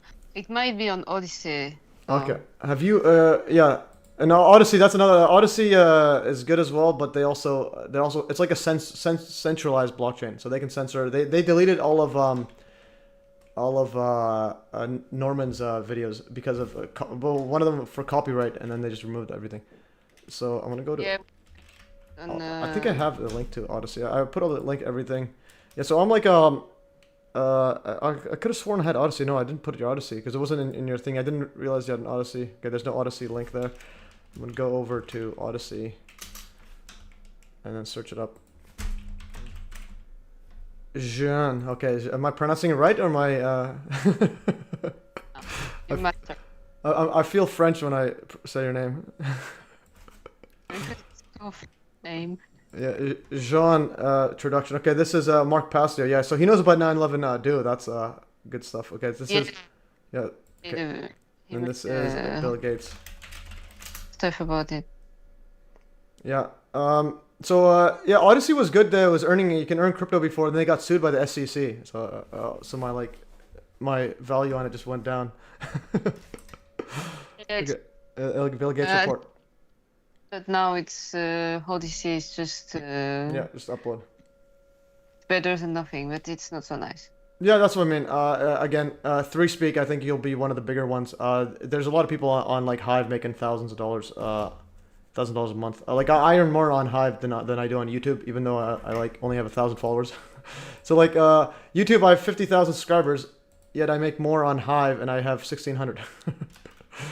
And right. my upvotes alone earns like as much or more than I think earns as much or more than YouTube. Just my own upvotes because I have a lot of stake on there. So again, this if you ever need to figure this out, I can help you out and so on. And so yeah, this is the Geno. I didn't realize you had an Odyssey. I'm gonna put this in my notes. So I'm gonna go right here, edit. Okay, and then this is the bottom. So, and I also put your TipPay, LiberPay, that's like PayPal for French or something. And then Crowdbunker. Crowdbunker, is that like a Patreon? No, Crowdbunker, it's like Odyssey. Okay. But people who made that. TP and LiberPay, yeah, it's like PayPal, but they actually closed my PayPal account saying that I was receiving too much donation, like, I don't know, 3 years ago.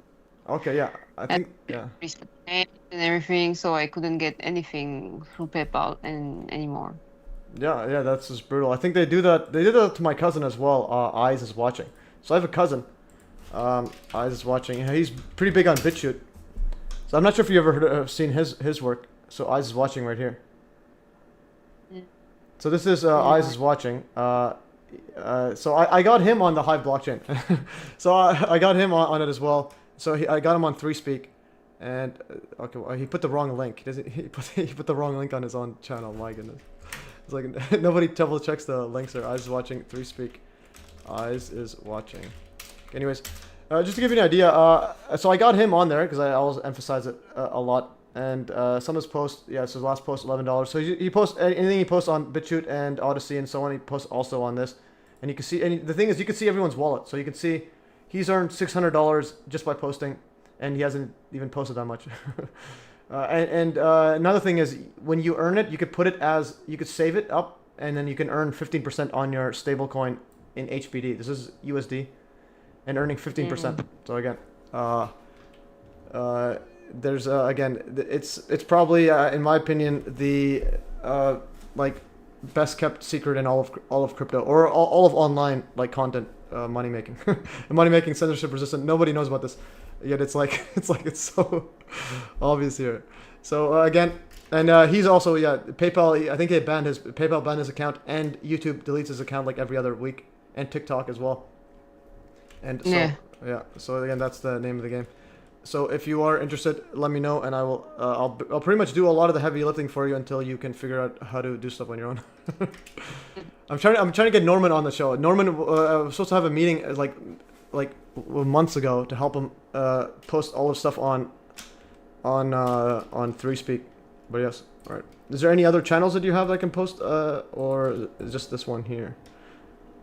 No, that's that's on like YouTube, Odyssey, Crowdbunker, and oh yeah, Crowdbunker. And my web. Okay, and this is a great. Have you? I was gonna ask, have you made any documentaries yourself or no? No, I'm only translating. Okay, are you considering ever doing a documentary? Because I think you might be able to take it to another level. That's something if you're ever interested in it. Yeah, why not? But I mean, I need to find the subject, and I need to work on it a lot.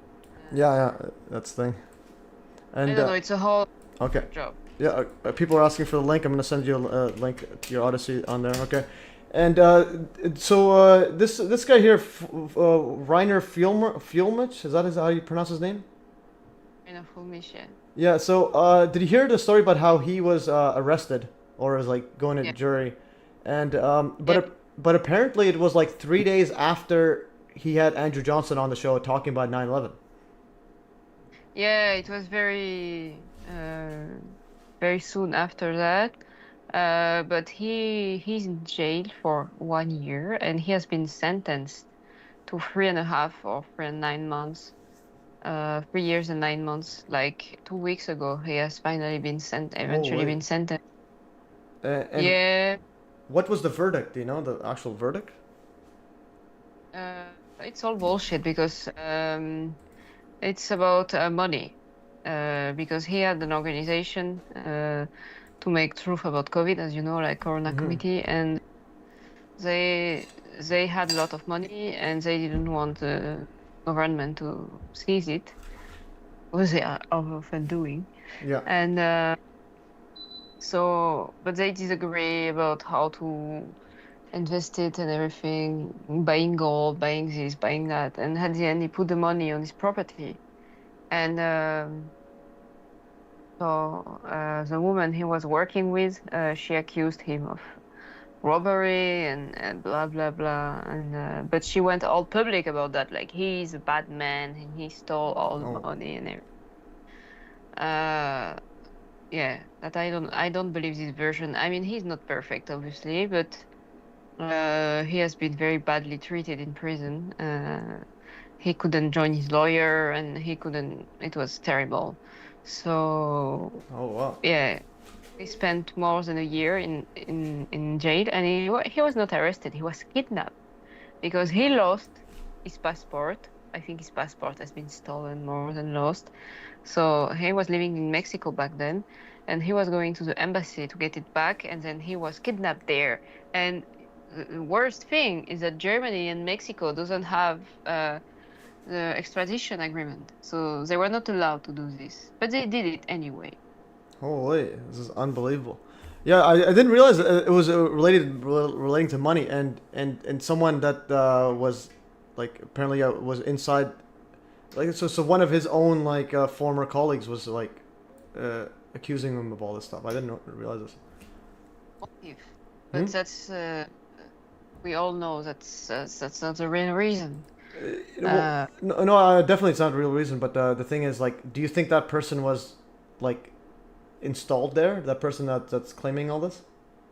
It's difficult to say if she was pressured, like the book not publishing, you know. Yeah. Okay.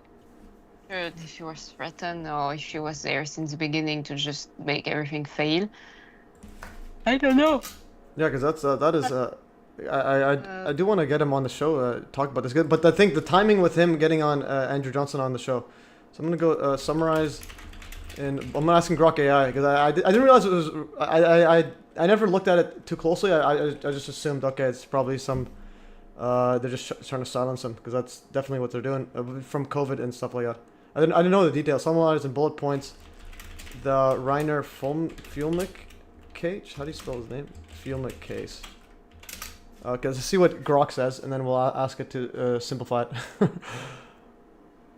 Yeah, I translated hours of him, and I know people who worked with him, so that's why I know not everything, but I know a lot of things about the case. Okay. Purchased 1 million. So they bought gold. He and Fisher had taken personal loans, 700,000. So they took loans and purchased. Why did they take loans though? It was accused of embezzling. Why would they take personal loans? He has been held in pretrial. Embezzlement sentenced 3 years. Yeah, so just very interesting. And again, they took a lot of that money, and you got that's the thing when you're taking a lot of that money, you got to be very, very careful how you do it, and that's another part where it's like convert if they can convert all that money into the Hive blockchain, the Hive HBD, it's nobody can seize it, and you can see every single transaction. Let's see, yeah, let's see, where's the actual money? How much? He was accused of embezzling 700,000 from it. He and Fisher. Which one's the Fisher? That's the one that was also taking loans. Who sold him? Yeah. Yeah. Vivian Fisher accused Fulmich of embezzling funds from the Corona Committee by overbilling for legal services. No way. Okay, so that's. Yeah. Because they were together doing this, and then suddenly he was overbilling, and then so there is some unclear aspects. But which is weird is that for money, you don't kidnap people for money.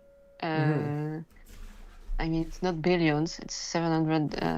Yeah. 700. It's a lot, but. Yeah, it's almost $1 million in USD. Okay. And it's and there is a difference. He went because there are different courts in France, in Europe, and he was. I mean, there is a court for the minor crime, and there is for the major crime, and he was immediately put in the major crimes court, which is very unusual for this kind of money story. So there is a. So make a table. Maybe he was not very smart about how he invested the money, and maybe they disagree on some point. But he didn't deserve to be kidnapped and put in jail in such conditions, and to be judged on like so harshly in this kind of court for his crime. Okay, I'm just gonna So I'm using the Grok AI to summarize in a table to see how accurate this is. Yeah, no, definitely. This all seems next level. That's where, like, because he's in jail, and the court actually found him guilty, or do you think that was just all or what's the details of that? I don't know the details because it's in German. I don't read German, and I didn't inquire on it. But he will appeal anyway. Okay, yeah, definitely. I do want to get him on the show just to because I can like try to get down to the nitty gritty. Because the good thing is I do believe he's innocent at least to some degree, where he's not doing like, because again, taking public funds like $700,000 and thinking you can get away with it is not like you need to be like either like Bill Gates, like in connections with a whole bunch of like Freemasonic mafia, or like the person's not smart, because like because if he was actually like doing this, it's like it's really, really dumb, because it's very, very obvious. Like you're gonna get caught. Yeah, but he's not Bill Gates, so there is definitely thing about this woman which is unclear, and about the surrounding, but it's also unclear, and then put it in this situation. Yeah. So here's the table that Grok made right here. So alleged embezzlement, so 763 USD. I'm just more familiar with USD. So Fielmuch accused of embezzling 700,000 euros or from Corona committee funds. Fielmuch's personal loan. So he took a personal loan from committee funds, documented in agreement. So he's taking it and using it as a loan. But why is he doing a loan there? And that's documented. I want to ask him about that. Vivian's personal loan also took 109,000 or 100,000 personal loan from committee funds, also documented. And how are they going to pay it back? And then purchased gold to protect committee funds from seizure. So they bought gold, but then where's the embezzlement? Charge centers on loan took where he claims was authorized and documented. Yeah, so if he takes it and it was documented and authorized, then what's no issue? Was intended to safeguard committee assets, and it would have been up. So it seemed like a good investment because gold is skyrocketing right now. So you can see gold price. So it's like, it seemed like a logical investment. I'm also, yeah. That's why it's difficult to understand, because they were like, investing them the money to secure it, and then suddenly she just turned against him, and it was strange. Yeah, and then Regel Original says hi from France. Do you know that person? I think he's familiar. This person right here. Regel Original. I'm not sure how to pronounce words. Know him. Hey Joe. Yeah, she says. He hates you or what? No, he's a friend. Oh, I thought it cut off. It somehow cut off. It's like hates. I'm okay. Yeah, he's a friend. Okay. Yeah, she says hi. I'll just say hi. All right, hi, Original. And how do you pronounce it though? Religiolar Original? Yeah, it's Latin. Oh, it's Latin. So how do you pronounce it? Can you pronounce it? Religiare. I don't know exactly. Oh, okay. So we're on the same boat. Riagel Original. Okay. I'm probably the worst pronunciator of anything. No, and he made a very good job on Donald Trump, on debunking Donald Trump, among other things, of course. Yeah. His channel is the same name. On Odyssey you can find it, and it's very interesting, but it's in French. Oh, okay. So. Yeah, but yeah. This was on Odyssey, so he's not on here. So at least put a link to the Odyssey one. Why? Yeah, because like okay. That's weird. That's not. Yeah, just put a link to. Bakub this, but also if you guys get on 3Speak, the reason I always tell 3Speak is it's just free money there, but also free like it's just better. There's one person, so Alan Forrest. Yeah, this one I want to talk about. I'll sit down after. I've been standing for like an hour, 2 hours. So I want to go right here. So someone here, BB says, Beaucoup de souvent in France, Jean. Here, did I pronounce that right, or am I not allowed to speak French anymore? It means like a lot of people are following you in France. Yeah. Okay. So did I pronounce it correctly though, or no? Beaucoup de souvent. No, I'm just the worst. Beaucoup de suivre. Yeah, it's difficult. In French, you don't read as you see it. Like it's language to read. Yeah. No, definitely. Whenever I hear French, the first thing that always goes to my mind is The Simpsons. Like, have you ever seen The Simpsons? Do they have Simpsons in French? Yeah. Simpsons. Let's go to Simpsons French class. When the janitor was teaching French, because they were losing funding for their class, so then Willie starts teaching French. Let's go. Groundskeeper Willie. Lunch lady Doris, why are you here? Budget cuts. They've even got groundskeeper Willie teaching French. Bonjour, you cheese-eating surrender monkeys.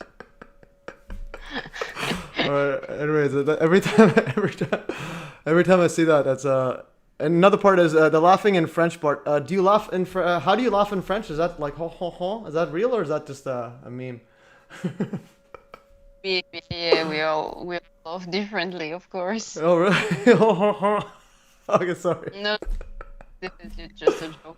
Yeah, definitely. Yeah, it's just all right, that's Simpsons one. Okay, so Relais Original says bonjour. So yeah, this one. Yeah. So going back to the Alan Forrest one. So this is about the Qigong. So he sent me this book. I'm not sure if you've known about this. This is Still as a Mountain, Powerful as Thunder. This is by U.P. Dong, 1993. And in that video you made, it said that you went on like a retreat for like. Let's get the PDF instead. Okay. And also another part is. Okay, this is Qigong one. Yeah, so I did a live stream with Alan Forrest. The live stream. So this guy, he's an old guy. He's been doing Qigong for years, and he says that when he felt like a sharp like energy boost one time, and like through his chest. I'm like, okay, I gotta get this. So I started doing that there, and I have a video of me doing Qigong. But yeah, so he told me about if we had one on Qigong, but he pronounced it Qigong, I think. How do you pronounce it, with a Q or? It's Qigong. It's written with a Q, but it's actually written QI. It's Qigong. Okay. Yeah, because I was writing QI because this is the I think yours had QI, and then but he told me CHI. I don't know. So yeah, so I think it is the Q is the right one, but it's pronouncing that. Yeah, so I do this like every day, like just like a few minutes. I used to do it longer. I just don't have that much time. But I try to go. Let's see, there's so much words. My goodness. So I try to do some of this, and so on. Again, like I was saying, it's like a good resetting your mind and body just to focus. It's like decluttering from all the noise everywhere. And I think I have a Qigong. I think I have one. Or did I spell it wrong? Okay. I think G. Did I write it? Oh wait, with the G. I think I probably. Okay, I spelled it wrong as well. See, I spelled it wrong, but somehow my spelling was like I spelled it wrong before too. I'm like. Yeah. Okay, so Qigong training. Okay, here's me doing Qigong. Okay, there's me doing Qigong. Okay. Anyways, I do it outside most of the time. I try to do it outside as much as I can, just because it's pretty epic. And this is Christina, a French person. Is this a spam person or is this real? I don't know. Well, it's in French. I don't know. Does it sound like a spammer? I think it's a scammer. I'm gonna copy. I'm gonna just translate. Yes, I just want to promote the. Yeah. Yeah, I get a whole bunch of scammers. Have you been noticing them? Our government wants to bring us to our knees, so it's deliberately hurting us, and many inflation has led. You can earn up the curtiwi without interfering in your daily stuff here. All right, it sounds like me promoting Hive, except I'm not a spam. I don't know if this is a scammer or not. It's your government, but I think it is. It is. It is? Yeah, it is. Okay. Yeah. Every day. Delete ban. Yeah. Okay, this is gone. Okay, Christophe Jong says, many thanks to all of you and best wishes. Thank you, Jeanne and MES. Yeah. So every time I say your name, I have to like pause and then say it correctly, Jeanne. It's alright. You get used to it. Yeah. So I want to go back to this one right here. So all this, he's arrested for 3 years strictly for buying gold. That everything is like obviously documented, and gold has went up since. So they probably, this is 2023. They probably earned up 30%, so they probably made like $300,000. And then he could pay it all back just from the gold itself, so I don't know what's going on. Yes, they just wanted to shut him down, that's all. So they bought gold there, yeah, I think, that is just madness. Yeah, again, this is just, so from this, and then all the money, but then it said he went to his property? Well, where does it say property? You said something... Okay, what is Reiner's reasoning? And did he store the gold personally? But it's like, if he did not spend it on anything, what's the actual reasoning? Protection of funds. Believe that the Fuelmich and Vivian Fisher, as co-founder, believe that the committee's funds were at risk of being seized by authorities due to their controversial investigations into alleged COVID-19. But the thing is, they can... Oh, so they were trying to run away from the government or something. Yeah, so this is... But why would they try to hide it from the government? Took as a personal loan, was documented in a loan agreement implying it was a legitimate transaction approved by the committee's leadership. This is not embezzlement, but a strategic move to protect the funds. But then... It was a great... It's just that in France it's common that, for example, you make a fundraising. Many people made fundraising, and then the money was seized by the government, and they say, no, you don't do this anymore, and then everything was cancelled, and all the money they got was just seized. Yeah. So that's why they did that, actually, because it happened many times. But they can seize can't they seize the gold as well? Because they seized him. No, they can see everything they want anyway, so... Oh, yeah, but the thing is, it was all legal, though, yeah, so he wasn't doing anything illegal. He was just worried that they can do it digitally, you meant. They can take it... Yeah, no, he wasn't doing anything illegal, because it was all signed with everyone, but it's just her who accused him. Yeah, so I definitely think, from just looking at this from just the technical standpoint, he didn't buy anything besides gold. And that was just to avoid the government from taking it. Yeah, so yeah, there it is, and I think yeah, so that is that's next level. Another thing they could have possibly done is again I always talk about the crypto. You could put it all in HBD, and then nobody can seize it. It will just be text. It'll just be a little piece of text, like your private key, and you can do it in separate ones. You can split them up into like $50,000, 10 different accounts. So then, and all and across different countries, so nobody actually has access to it, like all at once. And other methods, but yeah, but the gold one it is straightforward. But again, it looks like I think it's an inside job. In other words, Vivian Fisher. So what you could also do with Grok AI, you could do a deeper search. I'm going to do a deeper search on her. Do a search for Vivian Fisher and make a table of anything, anything like, say, criminal or criminal adjacent. Adjacent. How do you spell adjacent? Adjacent. She has been involved with before and since this case. Okay, so I'm not sure if you ever used the Grok AI. It searches, even though it's like controlled and so on, but it does a good job searching like even archive websites and so on. And this is another part where PDFs, like if Judy Wood puts her book in PDF and promotes that more, the more people link to it, AI will pick that up just by just because it's there more often. So for example, this is how powerful just having text is and just speaking out. If you go to Grok AI, it's going to take a while to search up everything. So it's searching up the entire internet on her. Basically, trying to find any dirt on her. Okay, Jeremy Bartlett spelled adjacent right. Let's go. Adjacent. Okay, searching there. I was able to find some person that I was trying to find before. But anyways, so what we could do here, summarize 9/11 info from 9/11 revisionist. So when people post like stuff online and so on, the AI will pick it up. So if you ask it specifically, and if it has the info, it's going to summarize everything from that person. So this is why putting stuff out there is good. Summarize info. 9/11 version primarily Substack. Okay, complicity cover-ups, anomalies. Okay, how Billy Sandwich was not hit by a plane but collapsed. No, this is fake. It says all was not hit by a plane but collapsed symmetrically. Such as missing bolts and so on. Give me a table. No, make bullet points of all his key claims. Let's just see this. Let's see how this is. Collapse? He never said collapse. You got to correct it. My goodness, these guys are missing bolts. Secondary explosions reported. Okay, this is like, this is how you can tell this is all fake. This is really bad. This is really bad. Let's see, he talked. It used to be better. It used to give you links and everything.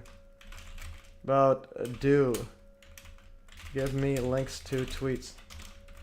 Yeah, this is really bad. Okay, Matt G. Hey, man, I'm half French. I don't know spelling. I'm just going back to this one. It's still searching up. All right. And this way you can see who they are beforehand. Stuff like this it's good for just by searching up everything. Like, I'll search up criminal history, some criminal that's public, and anything in the archives. And so again, it seems like to be an inside job just for, like, no, I don't see any other reason. There's no way he's going to sign a document for a loan to buy gold to do anything illegal. It's difficult to link her to any criminal activities because she was basically selling hats. Hats? Sheepskin. Oh, she's selling... Okay, so she's probably threatened then. That could be another thing then. No, it's just strange, and I see now that it's 11 p.m. by me. Yeah, definitely.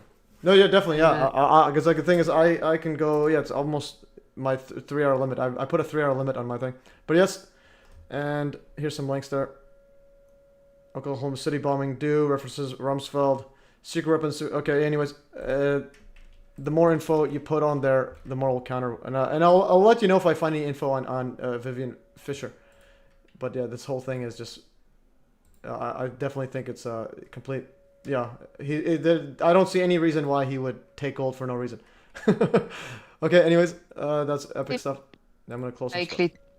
Yeah. And that she is, at least she is the one who pressed the button. Maybe she's not the one who chose to press the button, but she's the one who did it. So, for now, we don't really know. Yeah, and he's in jail. My goodness, and.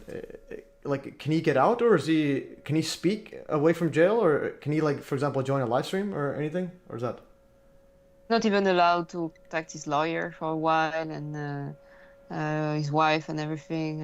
It was very complicated for him, and you see that between the moment he entered in jail and now he took 10 years, like he has no more hairs, and he was very badly treated there. Holy, yeah, that's just absolutely brutal. Yeah.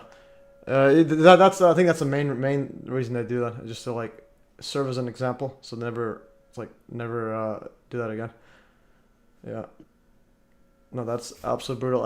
And then yeah, so they go after, I think, again, the real one, because there's a lot of agents in this truth movement, and the ones especially, I think, when they talk about, again, he talked about 9/11 and then it started happening 3 days later, because there's a lot of people talking about COVID being a scam and so on. But it's like connecting 9/11 to it. That's just another ball game. Because like Andrew Kaufman, he was on my show. I was trying to get him talk about it, but then it's like, yeah, he says, yeah, I wouldn't be surprised. You know, they're talking directed energy weapons, like the forest fires and all that. But then he would avoid, and then he wants to, like, obviously wants to get to switch the topic. So it's like 9/11 does not want to talk about it, and yeah, so the very touching. Yeah, it's something there. It's like you're not allowed to talk about it, and so on. But yes, anyways, I will let you know how this Vivian Fisher. Okay, there's key points. She was part of a civil lawsuit related to financial, not criminal. Because she was related. It says right here, research suggests has no criminal convictions. It seems likely she was involved in a lockdown violation in January 2021, but no charges. Evidence leans towards her being part of a civil lawsuit related to financial disputes, not criminal activity. Anyways, and it talks about her COVID. Yeah. Yeah, and she might lockdowns. You're like, microphone was cutting off. What was that? It's like cuts and on and off. Okay, anyways, Justin Hoffman. Okay, Justin Hoffman and Antonio Fisher are suing her. Her husband's suing her? Vivian's husband? Oh, it says here, since the Reiner Fuellman case with Jane's prominence, Fisher has been involved in a civil lawsuit. Justin Hoffman and Antonio Fisher, fellow committee founders, are suing her for $700,000, alleging she failed to conduct a credit check on Fuellman, leading to alleged embezzlement. Yeah, that's right. There is also something against her. Antonia Fisher was a lawyer involved with, if my memory is good, with Reiner as well. Yeah, and that's the wife. That's a husband of her, it looks like. Fisher, same last name.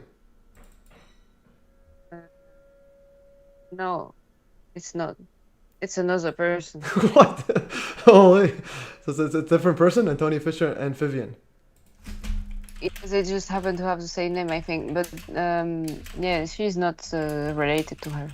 Holy. Okay. That's Okay, that's another quinky dink. Okay. Anyways, I will let you know what I uncover there. I'm gonna close some stuff here. But yes, it was absolutely epic talking to you. And again, yeah. So there's the 7,000 page one, and you can search up, say, rocket. Okay, I need to download. Doesn't even have a search. Okay, no, it's right here, rocket. And you can search right here, and it goes all the words that says rocket. Okay, that's yeah. There's one of them says rocket missile. How much is a missile? Man, this thing is just horrible. Plane. Okay, there's and again, you can see search through every single word that says plane and so on. All right, that is all for me. And I'll keep that open for future. I'll just clip it. Anyways, that is yeah, that's epic stuff here. And yeah, I wasn't showing my screen, but yeah, so we are pretty much done now. And if you anything else you want to say to the audience? No, I think I'm fine, and that's nice because it was my first English interview. So for that, and that's all. Thank you for everyone who was there this evening, and yeah, you will find my job on my website, and although it's in French, you always have the original version below on the description. So if you are interested by the videos, you can find everything in English anyway. No, that's great. Yeah, you know, that's absolutely amazing. Yeah, on your website, it literally has an auto translate button. I'm like, holy, that saves me a bunch of time, and so on. Yeah, and yeah, thanks for joining. It was great having you. And again, sorry about pronouncing your name wrong for like months until you corrected me, like literally 1 minute before the stream started. You're like, by the way, it's Jeanne. I'm like, what? Every stranger, English-speaking stranger, pronounces it Jeanne because it's. I mean, it's not obvious when you don't speak French, so it's fine. Don't worry. Yeah, definitely. All right, but it's again, it's all good. All right. And interesting, my Matthew name is actually it's like a combination spelling of English and French. Because like the English is M-A-T-H like E-W, no, M-A-T-T-H-E-W, and the French is M-A-T-H-I-E-U. No, I mean I-E-U, I think. It's Mathieu. Yeah, but there's a U in the French one. But so I think my parents didn't know how to spell it correctly, so they like combined it by accident. Because we were refugees in from Iraq. Yeah, no, it's combined anyway because in French the E and U it's making the sound E. Yeah. So that's what I think the English speaking they were just. Yeah, but the English one doesn't have an I there, and there's two T's. The English one, M-A-T-T-H-E-W. Oh yeah, right, maybe. Yeah, so it's like it's just I think I'm pretty sure it's a misspelling because my parents didn't know English or French. When they're picking the spelling of the name. All right. Yeah. Okay. And Matt G says his name is Matthew. Anyways, yeah. So that's great having you. And again, if you ever need anything, let me know. Especially getting on the Hive and 3Speak. That's like my. I'll help you out with that if you need. All right. Yeah. You're cutting off. Anyways, have a good one and adios. Yeah. It's like glitching. Can you hear me? Yeah, I hear you. Oh, okay, yeah, because you were saying something and it cut off. I don't know what happened. No, I don't. Yeah. All right. Anyways, yes. Have a good one. Have a good one, Jeanne. And yeah, thanks for joining. Yeah, epic stream. All right. Have a good one. And ending stream. Yeah. See you guys. One. Bye. Thank you. Yeah, for sure. Have a good one. All right, guys. Epic stuff. Thanks for joining, guys, and have a good one. Have a good keep it the truth, guys. Yeah, for sure. And yeah, I need to work on my math video. I'll be almost on my math video. And so anyways, guys, ending the stream in 3, 2, 1, and au revoir.